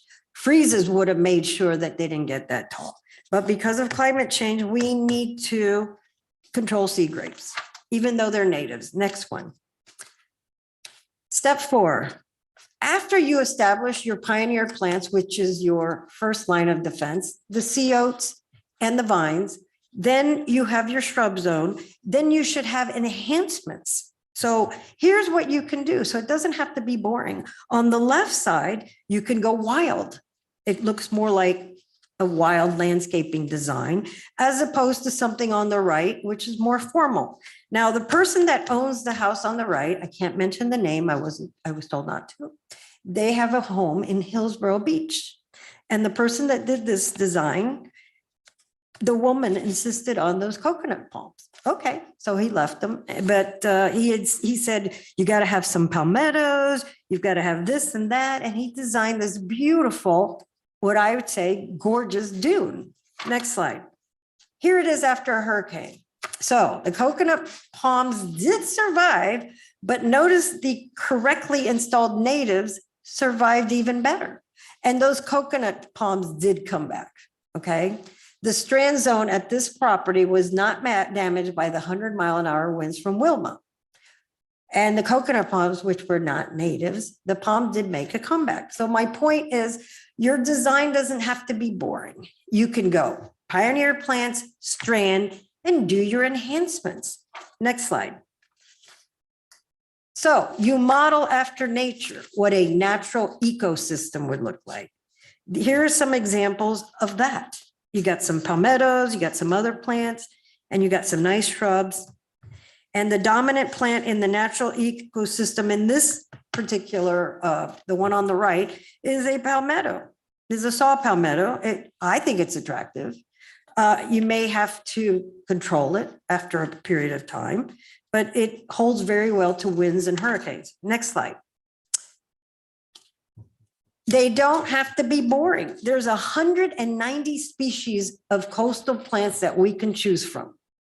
And the one on the left, I had a lot to do with that particular endangered plant. The state of Florida back in the 90s had a program to bring back the Jacamantia reclinata. And I was partnering with a coastal restoring company to plant these on the beach in Delray. And I talked to George Gann and we discussed those plants. Apparently my plants have taken hold. Now, I wasn't the only person who worked with my students when I was a teacher. There's other volunteers that planted the Jacamante. I would love to see it here in Highland Beach. I'm sure we could get some through the state of Florida. The one in the middle is called the sea oxeye. And I just love that sea lavender. And you can include that in your dune as an enhancement species. So once you stabilize the dune with the pioneer plants, the strand zone, which is the shrubs that you maintain, then you can do all these beautiful enhancements. Next one. You must have ecosystem management. To restore a complete natural plant complex and full habitat function of a dune ecosystem, you must have periodic evaluations and maintenance. Next one. I had said 190, I'm mistaken. It's 196 species of native plants that can be used. Notice that landscapers only use 6. So if you're a homeowner, you could ask for my Jacamante reclineta or any of the other endangered plants and enhance your dune. So you should explore your options beforehand by looking at some of the website that I did. So you can create a unique, sustainable environment and even up to include some that are not on this list that are endangered. Next one. When you work with a dunes restoration specialist professional, you save money in your investment. Your yard gardener won't be able to establish the plants correctly. On the left, a local nursery installed all that stuff and boom, it was gone. Within, I don't know the period of time, I get you that information, but it's a waste of money if you don't do this right. The plants on the right require very deep roots in order to survive. And those are the pioneer plants I was talking about. Next slide. Nature dictates what works and doesn't work. There's a problem here. This is on A1A. The pioneer plants belong down by the beach and don't do well on A1A.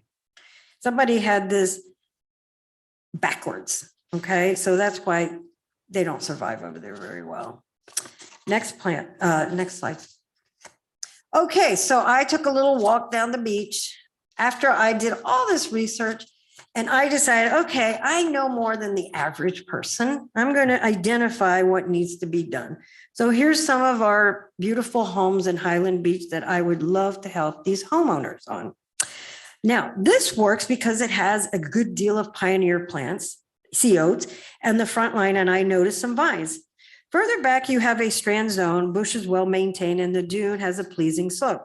This would stand up to a storm quite well. It does need biodiversity, though. It looks very dull to me. And with 196 species to choose from, this dune would be less vanilla and more beautiful if this homeowner would contact a professional. Next one. This meets the halfway mark, you're halfway there. This person started off, but he's not maintaining his sea grapes properly, and his pioneer plants in the middle they need to be replaced. And he's missing some strand zone.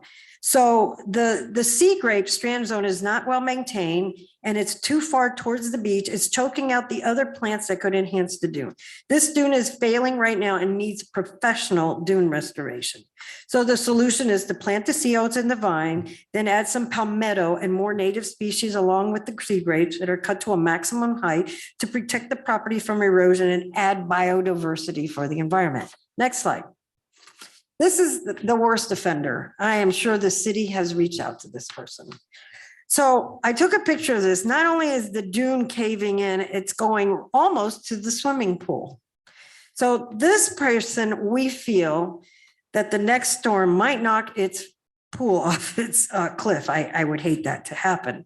So this property definitely is an example of why we need to be involved as a town to perhaps pass an ordinance to restore our beaches. That is why, Nicole, I was so adamant about those palm trees. you gotta have a professional, and then maybe the homeowners can take it from there. Next one. This wall-like hedge, my husband made a comment, and goes, hey, that looks pretty good to me. It seems to be working. Oh, no, it does contribute to dune erosion, because when you're not doing your property right, your neighbors on both sides suffer erosion because of it's almost like a wall. So even though it looks like this hedge wall is holding back the dune by creating a barrier, this just hurts everyone. The beach dunes, the marine ecosystem, and dunes erosion to adjacent properties. With professional dune restoration, this monoculture, that meaning one type of plant, would be a showstopper by enhancing the dune with biodiversity. Next one. Seawalls. This is a real terrible situation for us, but what are we going to do? It's there. There is and never will be a natural dune system here, because this abrupt barrier concrete wall is too close to the water line. Adjacent properties will need to protect their own dune erosion with well-maintained dune ecosystem. I am sure the residents of this condo in today's world would have preferred a lovely landscape dune gently sloping to the sea than this imposing wall structure. It's very unattractive. Adjacent properties will be subjected to more erosion from this type of wall too, close to the ocean. A further setback of the building would have allowed for a dune system to flourish. Now, maybe we could do something about that. I looked into seawalls. There's other things you could do, like putting this thing that sticks out. I'm almost done. Oh, okay, because I thought you were looking at it. That's 45 South. Oh, I know. This is the critical area according to that 2013 report, where Highland Beach is very narrow and is in trouble. And the reason I don't be doing an Well, excellent job. I really appreciate it. I'm almost You're doing done. an excellent Almost done. job, and I just. Almost done. I've educated myself. I was told by the coastal beach restore guy that I'm working with, he says, Maggie, you went from a freshman to a junior because of all the work you did. And I thought that was a big compliment. Next thing, I leave you with famous quotes. The time to prepare is when you can, which is right now. By failing to prepare, you are preparing to fail.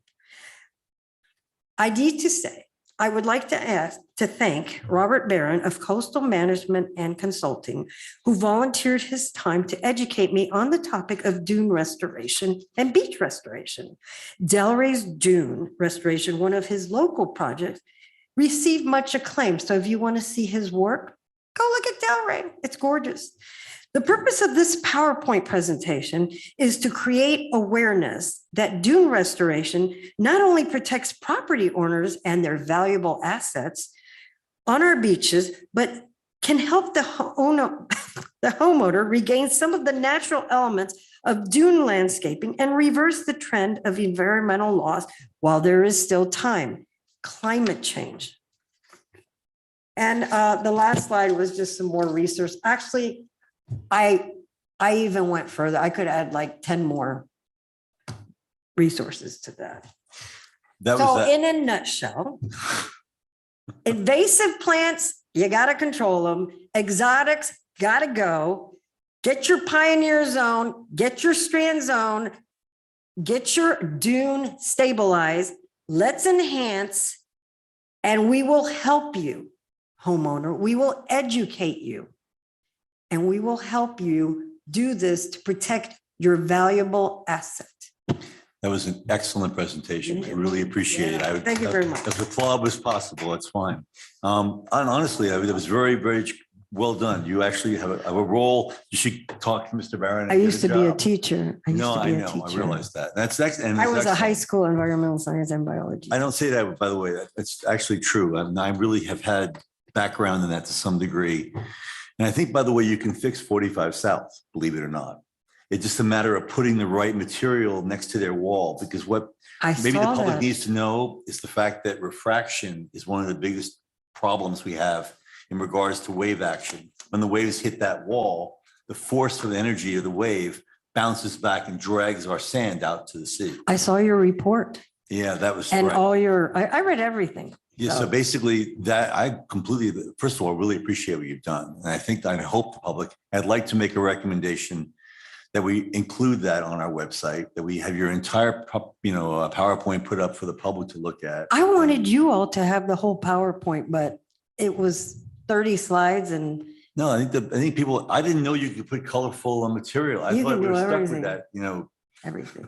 other things that Yeah. don't look boring. No one uses it. If you tell people, Yes. just I'm throwing this out to you. If you tell people that they could decorate with They these, could. with material like you have, Enhancement, biodiversity. you'd sell them. Of course, and I am willing with Rob, but he's not around right now. He went on vacation. To have like a little seminar, a mini, like I'm with Nicole. I do believe in You education. are right along. This is exactly what I mean. I agree Maggie, when with you say on that. Education, I never again, for the record, said I don't agree with professionals, but in tangent, education plus is perfect. So But your sometimes presentation is solid as to when what I was Things are suggesting. far gone. You gotta get a professional Well, I think to help. you're going to get people who have the money to spend. They do to have the spend money. They have the money to spend, but if you sell them on the idea, I'm really impressed because I didn't know this existed, on a colorful presentation, because all They we get love really it. is seagrass See- and the other material you found out there, which they use routinely and the contractors put in.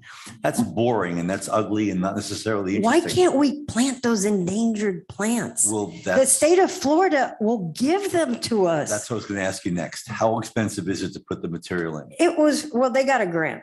Plus this George Gann person that I've been talking to, he got a big grant. The reason he couldn't be part of my presentation was he didn't have time for me. All he does is write grants and he wants to work on Highland Beach. And so does Mr. Barron. And The we have money coastal from somewhere restoration. else to do Oh, it? we could get grants and stuff. Our only problem is this.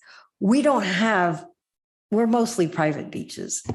Well, that's another conversation. Yeah. We'll have momentarily. Yeah, I know. We're not necessarily all private beaches, but we are. I mean, I Yeah. understand what you're saying. And they would like to be involved in your Melania Park endeavor. When you do that someday and we do a really cool vegetation, like a walkway down to the beach. Millennium very Park is a very impressive. sore subject in this town. Okay, okay. I didn't know that, but I would love to be involved in that. And I'll give you my time and maybe Well, the these other town- people. The town, I believe, is kind of concerned about the fact that the park is going to draw a significant population of individuals to the town. They will, That the could effectively surfers. affect the beach. Of course, And, they leave their trash behind. I've picked up so much of their trash. When they illegally park on my street, I see them down there, they leave all their garbage and then I pick it up. Well, that's something close to what's going on. I mean, I don't know where Well, we stand. we have our buckets.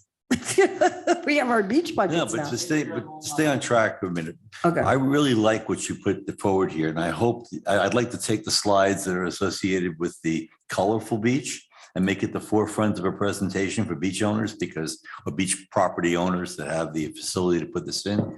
Because if they saw some of those creative plants, the orange and yellow and white flowers you put in, I think they would go for it. of course. I they think would. they're just not educated to, all these contractors do, and they've been building significantly down the south end, is put in the, what did you call it? The seagrass or the? Okay, but they use 6 plants. They all know about pioneer plants. They know about the sea oats and the little vine. Right. But then they use the sea grape because it grows really fast, but it's very lateral. If it gets too tall, then they canopy everything and nothing else grows. You should have some palmettos. There's like I said, there's 196. And I gave you a brief list. There are some beauties out there, like that fern-like thing, I forget the Right. name.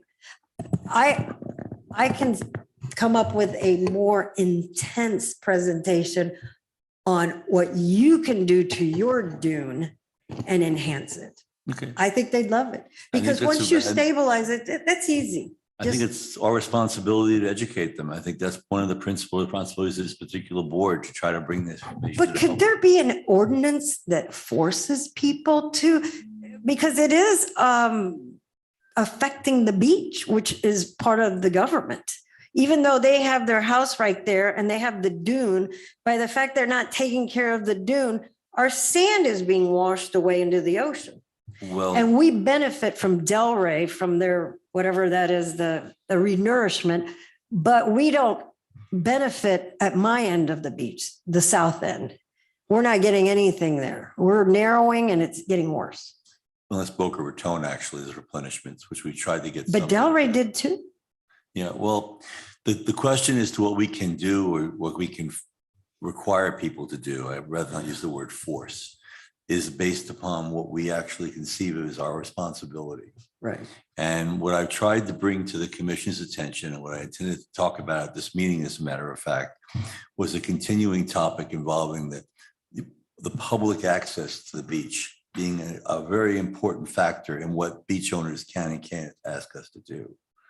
And the reason why that becomes germane to our conversation is because beach owners basically have their alleged, I shouldn't use it that way. They have their property lines set up against the mean high tide watermark. And that's alleged, that's their actual private area. But most of them, and I would consider, I'm taking a shot at this from what I've developed in terms of information, have a requirement in the form of an easement. The public has access to that portion of the beach, regardless of whether they own it. Oh, okay. And we have Florida statutes which control their liability associated with letting public on that part of their property. It's like letting someone use your lawn, for lack of a better way of describing it, because the beach is in fact their front lawn or their back lawn, however you want to look at it. And the arguments that the town has relied on in the past and continues to be an issue is that because it's private beaches, we can't do anything to control the litter control on the beach or the raking of the beach or anything else which is associated with the operation and maintenance. And my position has been, and I'm trying to encourage the town manager to consider, is that the beach basically is in fact a private beach, but we have access as a public and therefore we have a responsibility to maintain it for the benefit of the public and for the private owners. Right. And that's something which has to be developed by the town attorney and the town manager. And I'm not going to speak for Mr. Labate because obviously he's doing his best at this point, but the commission has to consider that. Okay. And during this meeting or thereafter, I'm going to recommend that Mayor Hillman's comments to me on December 7th, that he wasn't going to kick this down the sand, that he was going to, I don't know if he used those exact words, but he wasn't going to keep kicking the can down the road, basically. And he was going to address this at a regular meeting and have it as a major topic of consideration is important. He's placing the beach raking and everything else. Would you like me to do a more PowerPoint that addresses what the homeowner can do to fix his beach? I think it'd be Or is well this one served okay? at a commission meeting because there's more chances of more people watching the commission Okay. meeting. All right. If you bring out some of the more I can get a- artistic Yes. creations. Oh, I have many plants. I don't know. to What do you choose think, from. Miss Allen? I want to, she's sitting there Yes. waiting to say something. I just want to touch on a few things. In Ms. Chapoyer's presentation, she's talking about adding, removing exotic species. I want to make a very important point. Whenever you remove anything off the dune, you have to go check with FDEP, Florida Department of Environmental Protection. A lot of removal, it triggers a Florida Department of Environmental Protection field permit. I often get condos calling me, we want to take out some sea grapes. I'm like, automatically. I don't want to reach take out to FDEP. anything. Yeah, okay, but just. I'm taking those sea grapes and I'm going to cut them to 3 feet or less. I'm going to make them into shrubs instead of these overpowering things. That can be a violation, believe it Okay. or not. Oh, I sea mean, she's grapes? right about Sea that. grapes? You have to. There is dune protection. So Okay. when anyone wants to cut anything, trim anything, I tell them immediately, please check with the FDEP field permit. Okay. But there's a certain person. that- Well, I would use a professional. It would not be me out there with my, That I'd have a aside, professional that who knows aside, what, no, that what they aside. need to do. That aside from getting a professional who really has the expertise in dunes, that aside. How about the it person may- that did Delray and all these other places I've been working with who really did a beautiful job. in And I'm that sure they got FDP approval to do it. Yes, They they got a did. field permit. He That's has the to. point I just want to make. For anyone who may be listening and saying, oh, I want to remove something and put something that maybe you mentioned in your presentation, I just want them to be mindful to reach out to FDP. They may trigger a Okay. field permit for anything on the dune. Just I'm wanted not to make that touching clear. anything. And I would like to make one comment. I would love FDEP to come out and do something for our beaches because we can't get them to come out and do anything. We can't get them to go out and control the raking. We can't get them to come out. Well, at least I was told this, that they're very thinly staffed as a result of the situation we're having now with maybe COVID or in general. There's one individual that basically is their quote unquote management professional that has a duty to 3 counties, I believe, Palm Beach, Broward, and Yes. Dade County, which means getting anything done with the FDEP. I would like to tough. reach out to Florida Department of Environmental Protection. Exactly. I'd like to reach out to them. Well, we could, as If I I can. said, didn't I ask you, Ingrid, prior meeting to do that? Then we have some feedback from them in regards to one of the issues of beach raking? Or was it, I mean, You had I'm asked me to get the FD permits for the 2 beach rakers. I discussed it with the town manager. He was okay with me getting those and I provided them to the board. I think that was the only specific direction that I got from the Yeah, board. you know, it's clearly it's obvious to anyone who lives here that the beach is our primary environmental resource, at least the most important and apparent one. Obviously, there are other things like the air and the water and so on, which we talked about, but the beach in itself is really a big concern to all residents because we're paying for the beach. And the interesting part of it is because we live along the beach, our tax structure is basically based upon the fact that we have access to it. And we have access to it by virtue of different, provisions in our code. And what I want to be clear about is the fact that we have an easement basically to use the beaches, regardless of what private homeowners may think differently about. But we don't have access and cannot force them at this point, nor do we want to, by the way, to patrol and clean the dunes which are adjacent to their property. The situation with 45 South, which became apparent when you put the slide up, is something which is an enigma to a lot of people because you're right. We're not going to move a building. It's too close to the actual ocean at this point, but we can soften that wall. They can soften the wall. Even if they just place some kind of a species against the wall that would capture some sand and grow in that particular environment, it might work. And the reason why the wall is such a concern is because when we have a big storm, such when we had Sandy come through in 2000, I think it was 12, if I'm not mistaken. It was a disaster for the stairs, which we service. The impact was incredible. That's what Sandy does. So one of the topics that's coming up in our meeting today is going to be in a continuing discussion or a request to have a continuing discussion on management of the beach itself. And your presentation was excellent. I think we can encourage people to do that. And we can use the artistic approach as opposed to the heavy-handed, we're going to be hit with a code enforcement complaint and a violation. That's my recommendation. That would be my. May I please add, I want to remind the board, the actual direction that the commission gave you on the issue of dune restoration. This was presented to you at your November 3rd, 2021 meeting. So I just want to refresh your memory. This is the direction.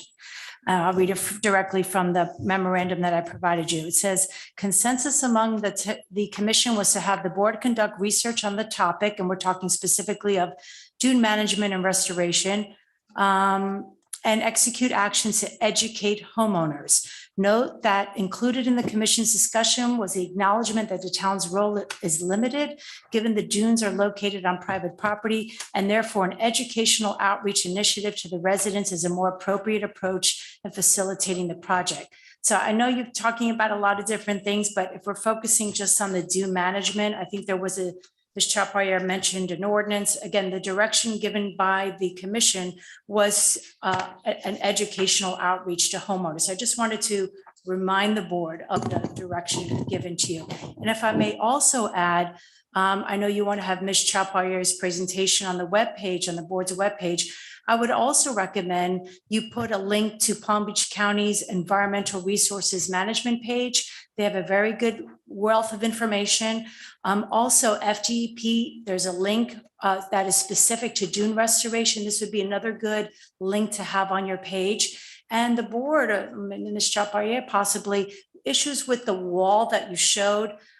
There's many ways to mitigate that. So again, providing some options, you can go, whether it's FDP, there's so many resources out there to give maybe the homeowners, or I should say condo owners, some options in dealing with those walls. That may be something you all might want to look into a little bit more. And again, make it available on your webpage. Your point's well taken, and unfortunately, I'm a student of human nature, as is Mayor Hillman, as a matter of fact, who made this comment to me in regards to a different matter. People are going to only look at certain items. And what I like about Maggie's presentation today, and which I think it should be a forefront of the actual presentation on our page, is the idea of making the approach attractive to them. For lack of a better way of putting it, enticing people to change the dune for their own benefit is much more appropriate than trying to change it for the benefit of our environment. Not that we don't need to have a change for our environment, but if we can get a double bang for our buck basically on it, we should do that. The Palm Beach site, which I looked at as a matter of fact in past, is somewhat scientific and very detailed. And I'm not disputing your recommendation. I think it's an excellent idea. Put a link to it. If people want to go beyond a presentation like Maggie's PowerPoint, that's great. But somehow we have to entice people, especially the homeowners that live across the road, that are basically bordering the beach, to look into this matter further for their own benefit and try to encourage them to facilitate a better future for our beaches as a benefit to themselves as well as to the overall public. So that's my last comment on that. Okay, just to add to that, on the Palm Beach County webpage, again, it's the Environmental Resources Management. They've added some detail on specific dune restoration projects in Palm Beach County. One I'm looking at right now is Coral Cove. So it gives some nice pictures. So I think people will be able to relate, a little bit on the topic. And by the way, I don't know how grants work in regards to this situation because it's private property, but there might be a possibility of utilizing the fact that the town benefits from this to facilitate a grant in favor of offering people free material, at least to put on the actual dunes. But I don't know, as I said, how that would work and whether the grants would be appropriate under these circumstances. Obviously, in a public beach, that's one thing. But in a private property situation, I'm not sure whether they're going to go along with that kind of, initiative, we'll call it. So that's something which I'd like more information on. If you'd be kind enough to find out if we have anything available, I'd be really appreciative. Again, the direction from the commission was to, educate homeowners on dune restoration. I'll be happy to discuss it with the town manager and see what his thoughts are. No. Yeah. Just as I said, just check out whether we actually have a grant available or anything which is out there which we can use to facilitate our initiative. All right, so I think we've traveled through Maggie's presentation now, and now we're at Nicole's presentation on the bucketry update. Please, Nikki. No, yeah. Nicole is like, Nikki, right. I'm sorry. That's when I was in trouble as a kid, right? When my mother would Nicole. utilize I like Nicole, or the teachers in class too, to get your attention. Nicole. That's Nikki, please. Okay, then thank you, Maggie. I did appreciate your presentation as well. Beautiful example again of educating and putting information out there to increase individuals' understanding. And as you said, Chairman Parks, that idea of trying to get people to get engaged from multiple entry points. Some really truly do show up and care about the ecosystem. Others are like, oh yeah, I really love that flower and I want more color. Meet everybody where they are to increase awareness and participation. Okay, so I was asked then, or volunteer, not asked, I on my own volunteer to look into the existing bucket trees because I know that we'd like to put some more out there, and the commission, it was my understanding, didn't want to move forward with the addition of additional trees until they knew what the success rate, to the best of our ability, to make an analysis of the success of existing. So I was given the list of the HOA's contact information by Ms. Allen, who had them presently from Bellito to Highlands Place, Toscana, Trafalgar. That's all on page 52 in your packet. And that's just a quick snapshot overview of some of the individuals that were contacted. I put together, that's also in your packet following, it's following that snapshot page, Google Form survey. so that individuals in each of the properties or each of the communities could give direct feedback instead of just relying on a property manager per se. I'll let you just take a quick look at the, again, snapshot from Bellito. I know it was stated that Diane had said she thought she'd seen the bucket trees being used in that community, but I thought it also beneficial to still reach out to that person. I was never able to hear from Mr. Ron Brown. I contacted, but was not able to get in touch with him. At Highlands Place, Ms. Rubin was very open to sharing the survey that I created, again, with her board approval. It was distributed, and 46.2% of the total survey results came from Highlands Place. Mr. Tecca at Toscana was finally able to talk with me over the phone on January 21st of 2022. And he was hesitant to send the survey out through his community, but he said he had verbally spoken with his beach club attendants, since they do have those employees down on the beach daily. And his beach club attendants, the employees of the beach club, claim that the bucket tree is never utilized. I can also make a qualitative, or provide a qualitative point of data that I do walk by that frequently, since we're adjacent to Toscana, just with this complex in between us. And there was only one bucket on the tree at Toscana.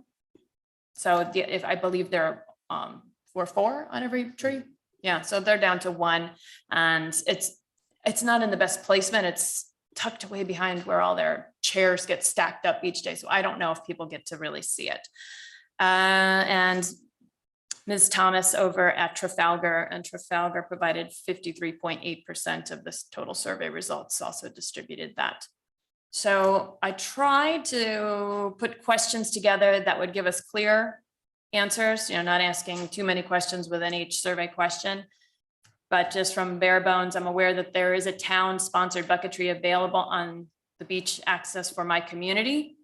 And again, you can look, you've got examples of snapshot data with bar graphs to the actual printout of the Excel spreadsheet collection of all the data.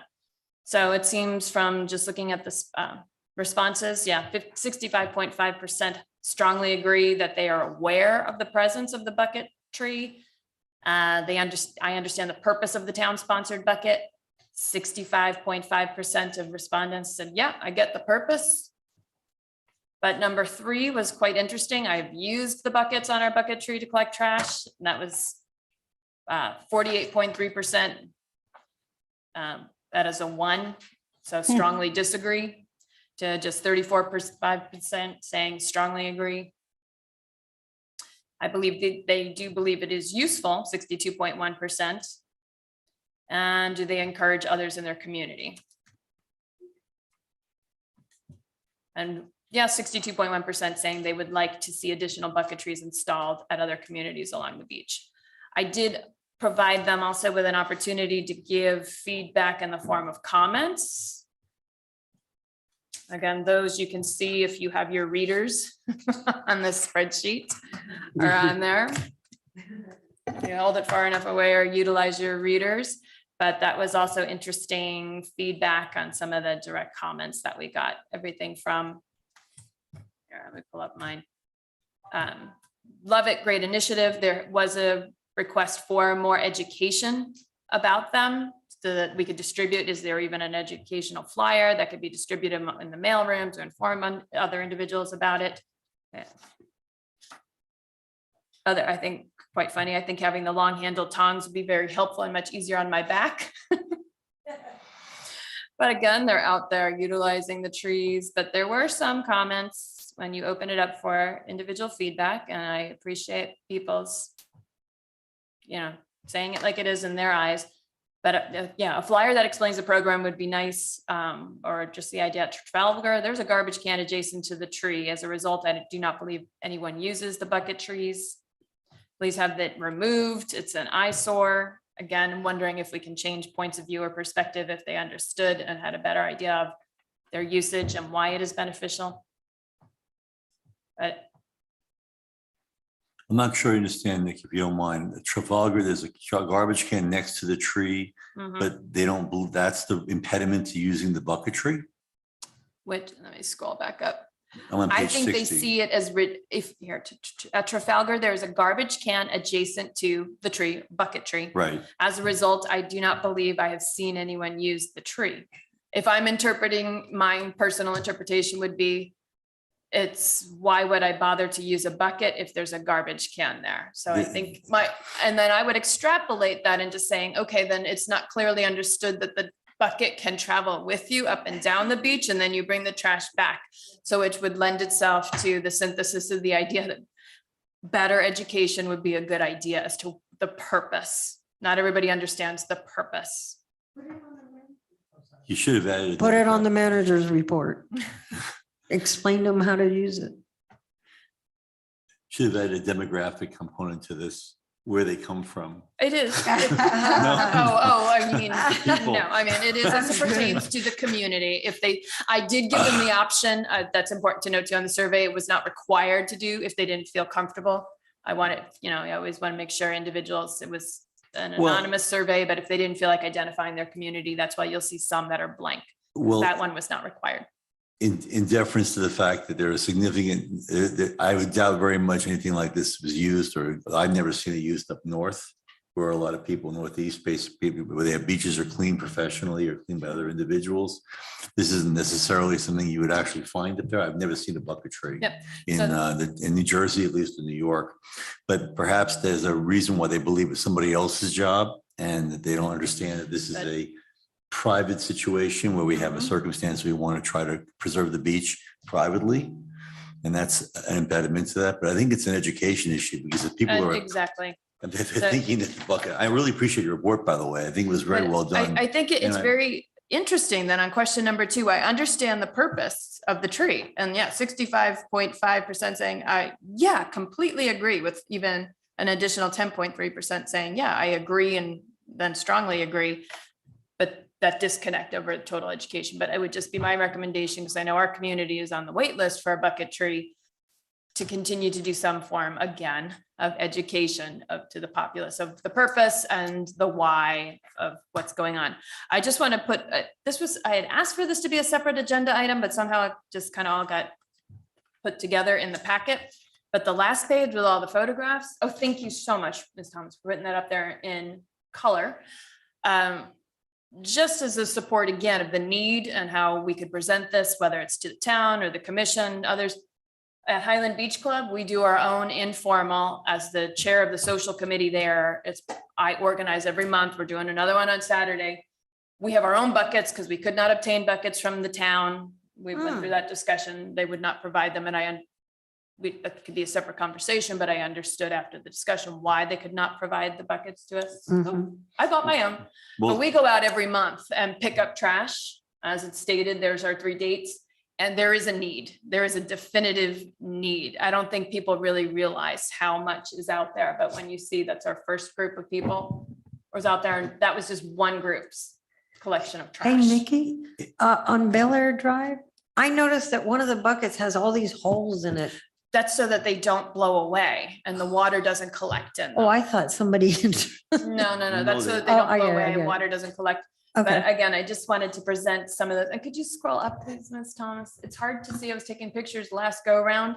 The majority of where the trash is found is not along the water line. It's all, you can see stairs to properties, but along the lines of the dunes, that's where we're finding the majority of this, is right there, right adjacent to the dune, right adjacent to the property line, the majority of the time above the high tide line. and that's so- a litter control issue, by the way. So that's why I wanted to present that Oh, yeah. and share. And again, I'll be out there again on Saturday morning, but another celebration for people that are on the beach. Every time we're out there, sometimes last go around, we were a small group of just 10 people, 5 went north, 5 went south.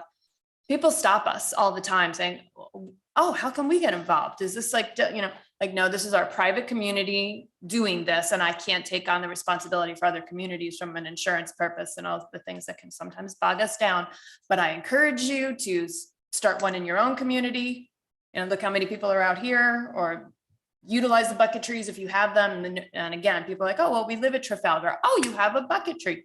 They didn't know what it was. This is just informal conversation on the beach, that when we're out there, they'll stop us and inquire. So definitely education is needed, but also people are interested in getting out there and serving and doing something. Well, you know, you and Ms. Chapelier were not part of, actually, all three of you were not part of the commission, the board, when we conceived the idea and the principal, the author of the idea actually is not here, the Diane Matthew, Diane. who actually was the one who Yes, I'm aware founded of the that. idea for us. But if you, I'm just going to bring in what the commission told us. The commission had grave reservations about organizing any event where there's a large number of people gathered because of the COVID-19 epidemic. Mhm. We had a situation where that was, we didn't want to encourage a communal event of that nature because we didn't want to be in a position, excuse me, the town didn't want to be in a position where it would organize this. And also there was insurance and liability Exactly, issues that that's were what brought was- to our attention because the town didn't want to sponsor an event which effectively could That's create why they couldn't give damage. Highland Beach Club the Right. buckets for our individual community thing, which I understand. My husband's in insurance. it- I get it. It was a hard sell though. And the problem is, you know, honestly, well, I'm really glad what you're doing in regards to privately handling it. And by the way, to answer your question about the holes in the bottom, there was two reasons for the holes. One was to leave water out, and two was to encourage people not to take the buckets and use them for fishing or for private use or planting plants. So we actually engineered the holes, and I asked Mr. Roman actually to make them bigger because I didn't want the garbage to pass through, but I didn't want people to see them as an opportunity. And now you tell me that there's only one bucket left At and the Trafalgar. one near yours. I was under the Not Trafalgar, impression, excuse me, Tuscany. aren't we replacing the buckets, Ingrid? I'll let the Public Works Director know, but you know, their staff is going out there. I think it's several times a week to pick up the garbage. So we have staff out there. There's a bucket missing. Mr. Roman has told me he's replaced some. So I'll let them know that there's currently one in Toscana and we'll get some more buckets out there. Could you please ask Mr. Roman to tell us how many he's gone through and what the inventory is like in regards to it? Because I'd like to know, as a pass back to the commission, whether we're losing a considerable amount of these buckets on a regular basis. Because I know they're going to want to know, I know they don't cost that much. They're a couple of dollars a But- piece. The label obviously is there. But the reality is, if people are taking them for their own personal use, then maybe Mr. Roman and I or someone else can come together with another idea to prevent more of them from disappearing. Because I know the one by us, or the one by, excuse me, my property, which is in the south end, seems to have 3 or 4 buckets on any given moment. Mhm. But I don't know whether or not that's the case in the rest of the property, since I don't walk the entire beach. You Maybe obviously we live could there. put something on it that said, don't take it. That was another issue we had with the commission, because we had to come to a compromise on what was actually put on the decals. Yeah. And they didn't want to put a sign on the actual posts saying that please don't remove our buckets or anything of that nature. Miss Allen's smiling as we say this, You know, because she's well aware of of what we went through to get them. But I think the purpose of the report, and I'm going to ask you, from what you've read and evaluated, are they successful or not in terms of being? And I was just gonna turn that back to the group. So I feel like we've got some information. We had naysayers who said it's not, but the data and the responses are gonna show that yes, and there are a lot of positive responses. I think I wouldn't want to move forward unless there was a better educational piece to it as to the use and why or how we do that. I would love to talk with the group, but Would you be just if interested you in look at the creating one? data. Put it again, in the you're- manager's report and tell them, I'm don't sorry? take the buckets to put seashells in and take them home. But- Just, that's what they're for. Tell them. But again, if we go back to the data, the questions that were collected, they're aware, awareness is step one, right? We don't do anything unless there's awareness, and 65.5% of the respondents reported they are aware. I'm aware of the bucketry. And then I understand the purpose, because once you have awareness, that's this next step. Do you know why? Or it would be there because, well, I'm aware of it, I see it, but I don't know what it's for. But 65.5% has said they agree that they understand the purpose of it. So those are success criteria in my mind. This is one that threw me for a loop though, but only 34.5% of respondents said that they have actually utilized them. So that was interesting. I'd love to go deeper and know why. Is it the assumption, well, why me? Somebody else will do it. Because then if you jump down to, I encourage others in my community to use the buckets, well, that's 51.7%. So again, we can only you so extrapolate and much. understand so much from this data, but the two questions, I understand, I'm aware of it, I understand the purpose of it, and then comments saying, yes, this is a great initiative. Would love to see more at other communities. I'd like to see additional bucket trees installed at other communities. 62.1% said strongly agree. So can we recommend to the commission that this is a success story and that they can then, because I Yes. think the whole purpose of our evaluation Mhm. was to be able to sell the idea that we actually can use additional bucket trees. And I think the commission genuinely asked us to find out what the reception has been for the trees. Mhm. So if I'm not mistaken, if I can just, interpolate what your results are, we have a significant number of people that understand what they're for. Yes, We have a percentage of people that use them, and it would be a valuable matter to implement additional trees. Ms. Allen, I think we have how many trees now out there? Four or Four. five? Am I correct? We have 4, including in addition to the one just next to 45 Ocean. So we Okay. have 5.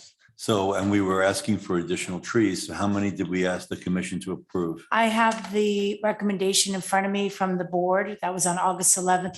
The motion was approve additional beach bucket trees so long as associations are willing to accept them on the property. You didn't give a specific number. So can we recommend, you think, as a consensus at this point? And by the way, we have a bare quorum at this point too. Can we please recommend that how many additional trees do we think we? well, how Ms. many, Ms. how Allen, many you people did- are on the wait list, Yes. Ms. Allen? I'm There's a looking- wait list at this Yes, point. I'm looking at the wait Thank you list very right much. now. I have 1, 2, 3, 4, 5. I have 6 that have shown interest in a bucket tree. And how much are they costing the town? It was 20, I always get that number wrong. Be careful now. I know. I had the number. Was it 400? Wait, hold on. I'm gonna get the number for I you. think it wasn't, you told me it wasn't that bad, Yeah. $200, $300 I think it piece. was 300 something. Yeah, Yeah. it was 300 something. And then for 4 was a total of 1,200. Yeah. So I'd like to make a recommendation that the board, the commission approve the implementation of additional buckets to the associations that have requested them. Do I have a second? Yes, second. Do you Jenny, need- second. Do I have to clarify that, Ms. Thompson, or, okay, good. All in favor? I would Aye. just, Aye. I would just clarify that it's not additional buckets, but trees, if we want to be correct. The full, yeah, the Tree. full trees, Yeah, that's the full correct. trees. in the I will motion. revise the motion or revise the motion that the commission approve granting bucket trees. You're right. That's very important, Nick. I appreciate that. Bucket trees to all associations along the beach that have authorized the use of these bucket trees. All in favor? I'm sorry, I'm Yes. second on that. Second. Virginia, you're going to motion. second and all in favor? Aye. Aye. Thank you. Yes. Well, thank you very much for the report. I really appreciate it. You're obviously, I appreciate all of you, by the way, both of you especially for making the effort you've made on this. I really, I want our board to be instrumental in doing things that are positive for the town.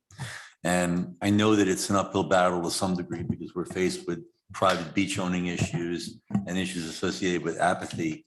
And we also obviously have an issue associated with the nature of the residents of the town, which it ebbs and flows with the seasons and so on. But I think for the benefit of all concerned and the children and children of those children, we have to do our best to facilitate a program that'll help the beach. You wanted to add I something? had just a comment again, as it pertains to that last straggler page on there of us out there doing the trash collection. But when we were at the December 7th meeting, I was there with you with the commission meeting with the beach rakers, Mhm. and the idea of trash came up because they were explaining how they do pick up trash. But I'm showing just our experiences. The majority of the trash would not be picked up by beach rakers because it's above that watermark and along there. Mhm. But I believe, and I don't want to quote, I cannot quote you exactly or what your presentation was back and forth with the commission, but Ms. Allen, if you have any recollection or if it's documented from prior, that they wanted us to show up to continue the research because we then went off not just on the beach raking as it pertained to the tire tracks and ruts, but also for the trash collection. And it was recommended that this board continue to do additional work to bring forth at that meeting and then would give us more time to discuss it. Is this pertinent? What else can we do? Because I really feel, as you mentioned, if it's near close to their property lines, isn't there something that can be done in bringing forth those individuals who, this is behind your home, right there at the bottom of your steps? correct me if I'm wrong, but isn't it part of their responsibility then, the property owners, to participate in maintaining and collecting Oh, the trash in that absolutely. area? That's our new topic number B, I'm sorry, 8B at this point, Okay. 8B3, which I added it to the agenda, which is Excellent. beach maintenance and cleaning parameters and basic information. Excellent. Because I was taken aback by some of the comments that came to the board, to my attention at the December 7th, 2021 meeting in regards to the beach raking. I didn't find them to be very persuasive in regards to what they were doing about trying to avoid huge tire tracks and damaging the beach to the extent they have been in regards to the actual implementation of their beach practices. And I don't really know whether or not the town really is policing the beaches properly, which brings us back to the idea, which you just mentioned, of litter control, because there are litter control ordinances in this town. And albeit it's a beach, but it's the same as a front lawn. You wouldn't, I doubt very much the town of Highland Beach would condone the idea of you putting garbage on your front lawn and leaving it there. I think you'd have to pick it up. So my philosophy and my suggestion is that we have the enforcement that we were talking about earlier with the code enforcement officer going out to the beach. And that's why I wanted to correct the agenda item, not just simply to walk the beach and see it, but if he sees a property which obviously has tremendous amounts of garbage entangled in their dune areas or garbage adjacent to the dune areas, there has to be some degree of policing and enforcement. And I'm sorry that they have to go to an additional expense of cleaning it, but that's just the way it is. And my next comment is going to be that they don't have the right to use a machine to do that. If the machine is going to do more damage, then good. And they may not like that comment too much. And God knows the community might take issue with my comments right now, but they have the responsibility of policing and cleaning their beach in a manner that's consistent with the DEP, Florida DEP. And that may include not having these machines. They basically rake and bury garbage on our beaches, and in turn, actually having a crew of some sort go out there and manually remove the material.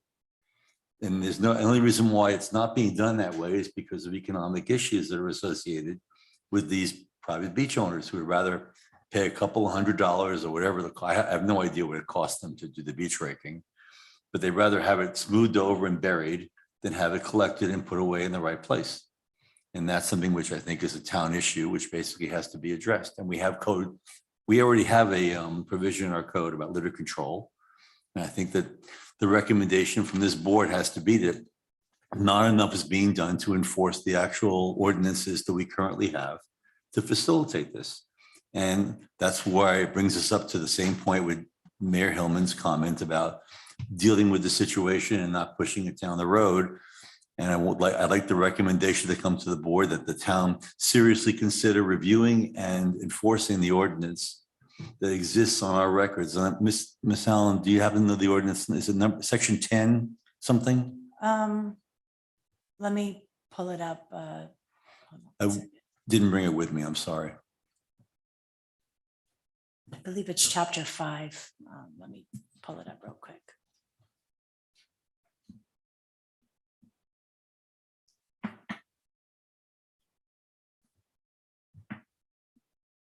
Yes, it's section 5-9. It's titled littering. And it's actually letter C, private beaches. So it says here, in regard to that portion of the beach determined to be private property, no person shall place or deposit on any such beach any trash, refuse, or debris. Further, the owner of the private property shall not allow trash, refuse, or debris to remain on his property for a period of time greater than 7 days after notification by the town. Any such trash, refuse, or debris located upon private beachfront property shall be properly disposed of in a manner otherwise provided by the codes and regulations of the town. And then letter D is a violation provision. Any private property owner found to be in violation of the section shall be subject to the jurisdiction of the town's code enforcement ordinance and subject to penalties prescribed by the code enforcement board for each day violation is determined to exist. Thank you. Could you just to make the recommendation clear, it was section 5-9. 5-9 C and D. So 5-9. So my recommendation is going to be a motion I move the commission consider, this is a recommendation, that they implement a code enforcement officer or provide us with a code enforcement officer that routinely, once, twice a week, walks or rides on the beach to facilitate visual observation of any violations of that particular code section. 5-9C and 5-9B. You got me. It's a very deep 5-9, we'll call it, and address the issue as a code enforcement violation. Do I have a second? Thank you. And all in favor? Aye. The second portion of that recommendation, or second portion in regards to beach cleaning, is the beach raking. And as much as I'm not trying to deprive anyone of income and suggest anyone shouldn't and should not be able to make a living, I think that the homeowners who own private property on the beach should be restricted to using facilities to maintain the beach that are not going to be abusive to other areas of the beach and abuse the actual areas adjacent to their property. And unfortunately, that may preclude them from using a machine, which basically draws itself along the entire beach and causes huge ruts and problems. So my recommendation is going to be that that the commission address this issue at a special meeting and take into consideration the needs of the individuals who actually are utilizing these services, and come up with a policy program or a mandate that would facilitate cleaning the beaches without destroying or damaging adjacent property. Do I I'm have a sorry, can you second? clarify that motion, please? Excuse me? Can you clarify the motion, please? The motion would be that the commission, a recommendation is the commission consider at a special meeting of some sort or allocate time at one of its commission meetings to address the beach raking issue in a more detailed manner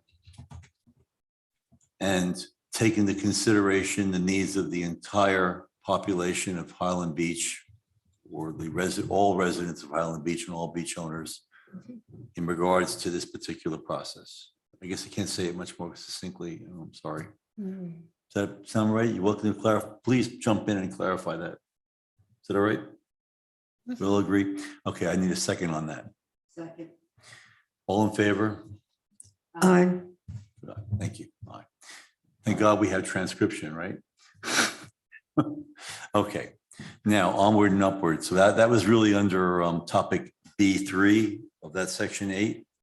That's really all I had to say about that. Under new business, which we're now up to, I'd like to talk about water resource management for a moment. And Are you going to make a motion? Because if you he has leave, to if you leave. leave, we have no quorum. We don't have a quorum. How do we do this now, Ms. Thompson, if we have no quorum? The meeting is Can't make any curtailed. more- Can't make any more motions. You can only No more have motions. discussion. We can have a discussion, but we can't make any more motions, but we can continue our meeting anyway. You can continue with discussions only. Do we need any further motions to complete your meeting? The announcements or new business? I guess not. All right. Okay. All right. No problem. I was going, well, okay, that's okay. Well, how, this is, honestly, the town and anyone watching us, hopefully some people are watching us right now and taking into consideration what we're doing, has to realize this is the only opportunity we have to talk as a board in regards to topics involving the environmental resource management.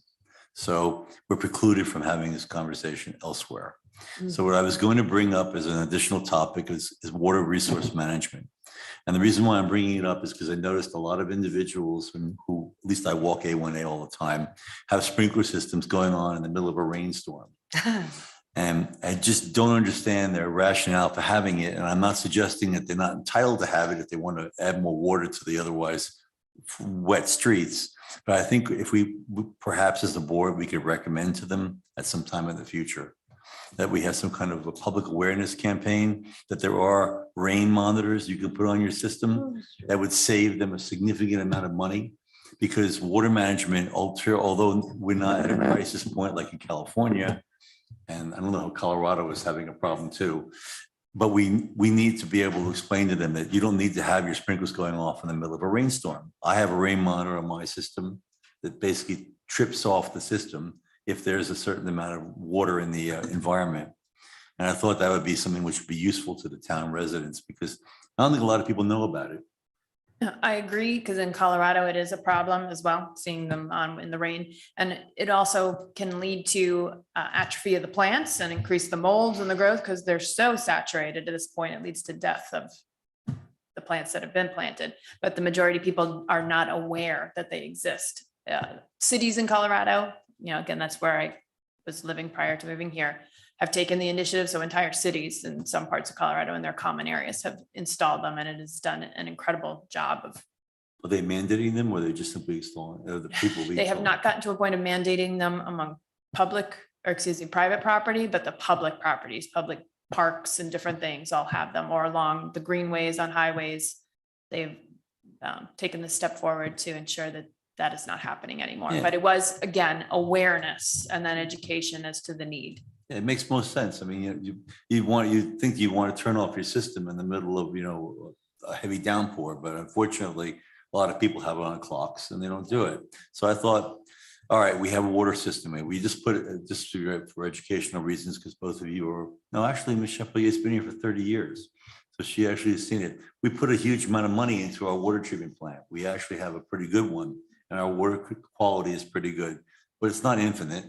And we have a situation where Florida is suffering from all kinds of issues up north. And I think as an environmental resource, preservation board, we have a responsibility to try to help the overall population. Am I right? Put it in the manager's report. Actually, that was my intention, but Oh, good. I can't make any recommendations. But- May I interject? Just want to advise the board that water resource management is not in your purview, right? It's not in your powers and duties. However, that said, I'll be happy to talk with the town manager about maybe, putting something, whether it's at your next meeting, you could talk about this topic. And again, you may have a volunteer to write some sort of article just to bring awareness to the residents, but I'll have to discuss it with the town manager, but it is really outside your powers and duties. Are you suggesting that we're bound by a Natural Resource Preservation Board can't discuss the water management? It's not in the powers and duties. Powers and duties are very clear. Again, I think it's a viable topic. That's why I'm more than happy to discuss it with the town manager. He will determine if, we should move forward with that, type of discussion, but it is outside your parameter. I would ask you then to do this on the next meeting on the agenda. I'd like you to place that on the agenda, that we make a recommendation to the commission to address that and to augment the ordinance or the code section. It gives us the resources to actually discuss water management. Because if we're not discussing water management on this board and there's no other board that are facilitating that, then I suggest that we have a real problem here. So if you don't mind, we'll make it into a formal recommendation, but not today. And we'll ask for an actual modification of that ordinance to facilitate additional powers to this board to handle water related issues. I'll discuss it with the town manager, but you may want to, for your next board meeting, submit that in an email to town clerk. You could CC me and indicate that that is something you would like to put on the next agenda. That's fine. Yeah. That's fine. All right. The next point that I added to the agenda today was the vegetation along A1A. Is that within our parameters, by the way? No, it's Ooh, not. See It's not that? in your I'm being parameters, excluded right. from everything. I Well, know. don't we have the right to the right to interject our opinion in regards to mangroves and plant materials that are in Highland Beach? The provision reads, assist the town commission upon the commission requests with items and issues related to waterways within the corporate limits of Highland Beach, including boat wakes, manatee protection, and mangroves. But there's nothing specific to vegetation along, the pathways. Well, the mangroves actually border our pathways in certain areas on A1A. Also, keep in mind that the pathways, a good majority of that is within FDOT's right of way. So again, the individual property owners are responsible for maintaining that particular vegetation in the right of way. That was my point, by the way. Yeah. I mean, I was going to make a suggestion that the people who have property adjacent to those pathways do a better job, because if you walk between Toscana and I believe it's Highland Beach Drive recently, and you look at the actual mangroves, which are still there because we haven't had anyone develop that property, they are full of garbage. And I don't know whether it's in with our boundaries or not, but I would like to get the commission to take notice of that and initiative and have the property owner duly noticed that they have to clean up the area that basically exists there. Unless, of course, it's not owned by anyone. I think it is private property though at that point, isn't it? I'm not sure. What is, can you give me a range of address or, I'm sorry, what building is it next It's to? between, it would be Regency Highland up to, let's see, between Regency Highland, there's a couple of homes immediately to the north of Regency Highland, and then the mangroves start, and then Toscana begins. Yeah, I think and- that, I believe one of those parcels is owned by the county. I'd have to double check, but I'm talking about FDOT right of way, closer to. Oh, I'm not okay, talking about the right of way. I'm talking Okay. about to the west of the sidewalk. Okay. Thank you. So ultimately, it's a situation where I'm just suggesting that we're not doing our best to police that area. And I was going to ask for, the commission to interject its opinion and possibly the town manager look into it with the code enforcement officer. Because unfortunately, that's a significant deterrence to, actually, it's an impediment to the people walking along that road or pathway. Again, if you don't think it's within the purview of our responsibilities, it's fine. But I think under the circumstances, the mangroves which are there and intertwined in that particular area are our concern or can be our concern. I'll That's discuss it. it with the town manager. Thank you. Can I clear, just to understand your concern, Chairman? So it's the trash, it's the eyesore, it's the, you're looking to find out whether or not we can make motions or put something in place to enforce the cleanup of that mangrove? That's correct. Okay, because Not removal. No, not removal, no, because I was just, not to go all over the place, but if you keep walking north, just north of St. Lucie, the Catholic Church, the mangroves there, all those areas where the mangroves come right up to A1A, they're all filled with trash. I agree with you. And I don't know, again, that would be very interesting to know, the mangroves that are adjacent to my community on the north side of Highland Beach Club, filled with trash, the think mangroves it behind our floats in. community. So It who, must like, is float it in. Highland Beach Club's responsibility to clean the mangrove that are directly adjacent on the west side, like, because we butt up right against the intercoastal, because they're completely filled with trash. So anything we could find out, I'd love to know, again, for awareness, next steps, how to get that cleaned up, because it is a problem. And I think someone's trying to actually purchase or develop that, well, some of those areas, believe it or not. There's How? actually it's a project which has been held up for a couple of years now, which basically has been, there's been an argument between the town and the individual who wants to develop it as to density. So what they've done basically is they're trying to argue that they're entitled to more density by buying resource credits from other areas of Florida.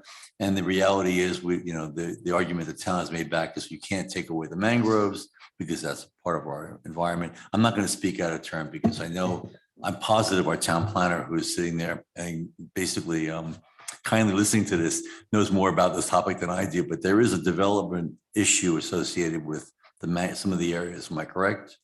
Are you speaking of the Golden City? Yes. Okay. I know there's some history on that parcel. They have not submitted as far as a development order application to the building department. So they haven't submitted anything. We go by what's been submitted, but there is some history on that particular parcel. Well, it just speaks as to who's in control of it at this moment.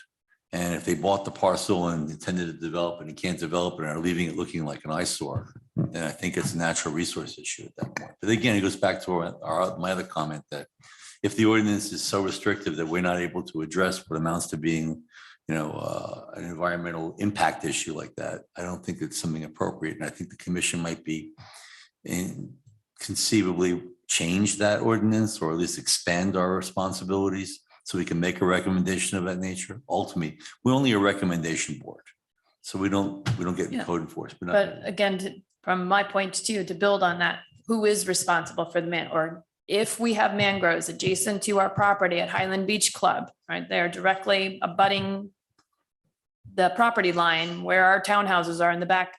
Who owns them? Is it does our property end at the soil and the mangroves become part of the state property or the intercoastal management? But all of those mangroves are filled with trash all around my particular community. If I walk north on A1A heading towards Coronado after the Catholic Church, those mangroves are filled with trash. So back to the idea of on the beach, we know where the property line begins and ends. That's that individual's responsibility as we just put forth motions to patrol and evaluate. Who does the mangroves? I guess is just where I wanted. Is there an answer to that question?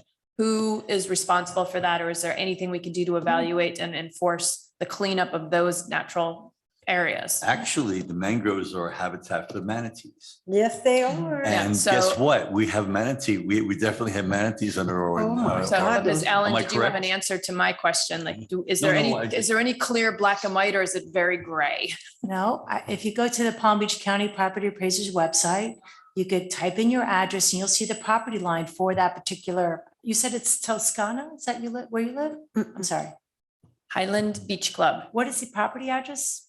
If you don't mind? 3600. It's right next door. Okay. On Walk- which side? walk a North or block. south? Walk half a block north, turn left, not even half a block, 20 past the fire station, turn left. It's Meg- right there.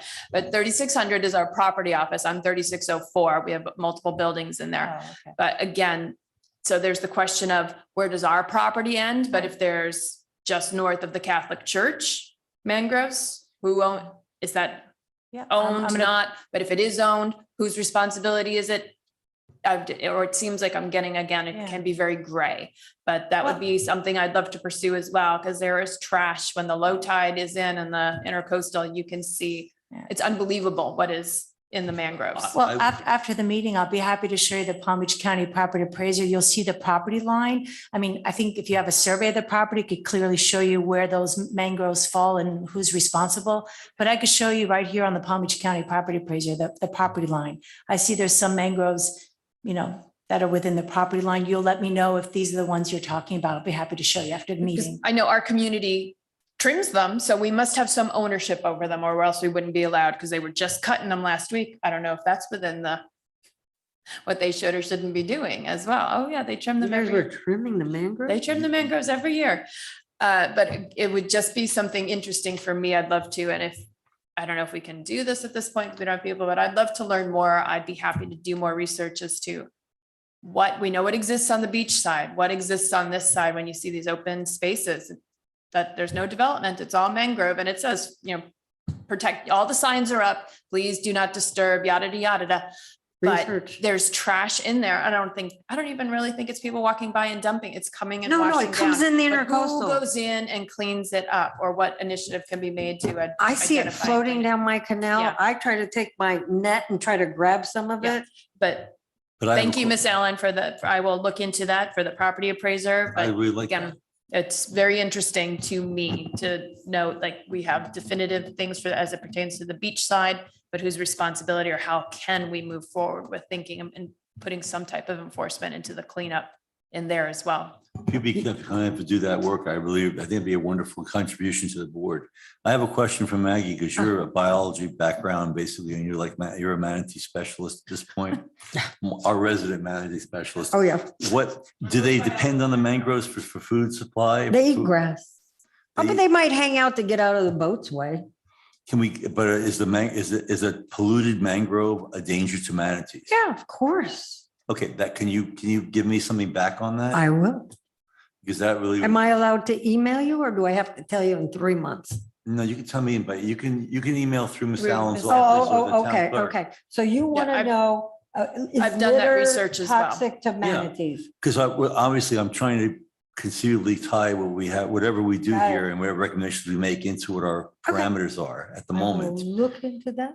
So basically, just if you can just do some research on and the impact of, of litter and lack of litter control on the mangroves. But you know, without- nobody is really littering. This is coming in with From the the boats. tides and know. people drop something out of their boats in Lake Boca, and it comes in and then it goes out. It's the trash and the surfactants as well. Because when you think too, in my community, everybody's washing their cars in the parking lots, and the drains are going right down and Are draining. you talking in- about soap? Yeah. Oh, it's a Yeah, 'cause- problem.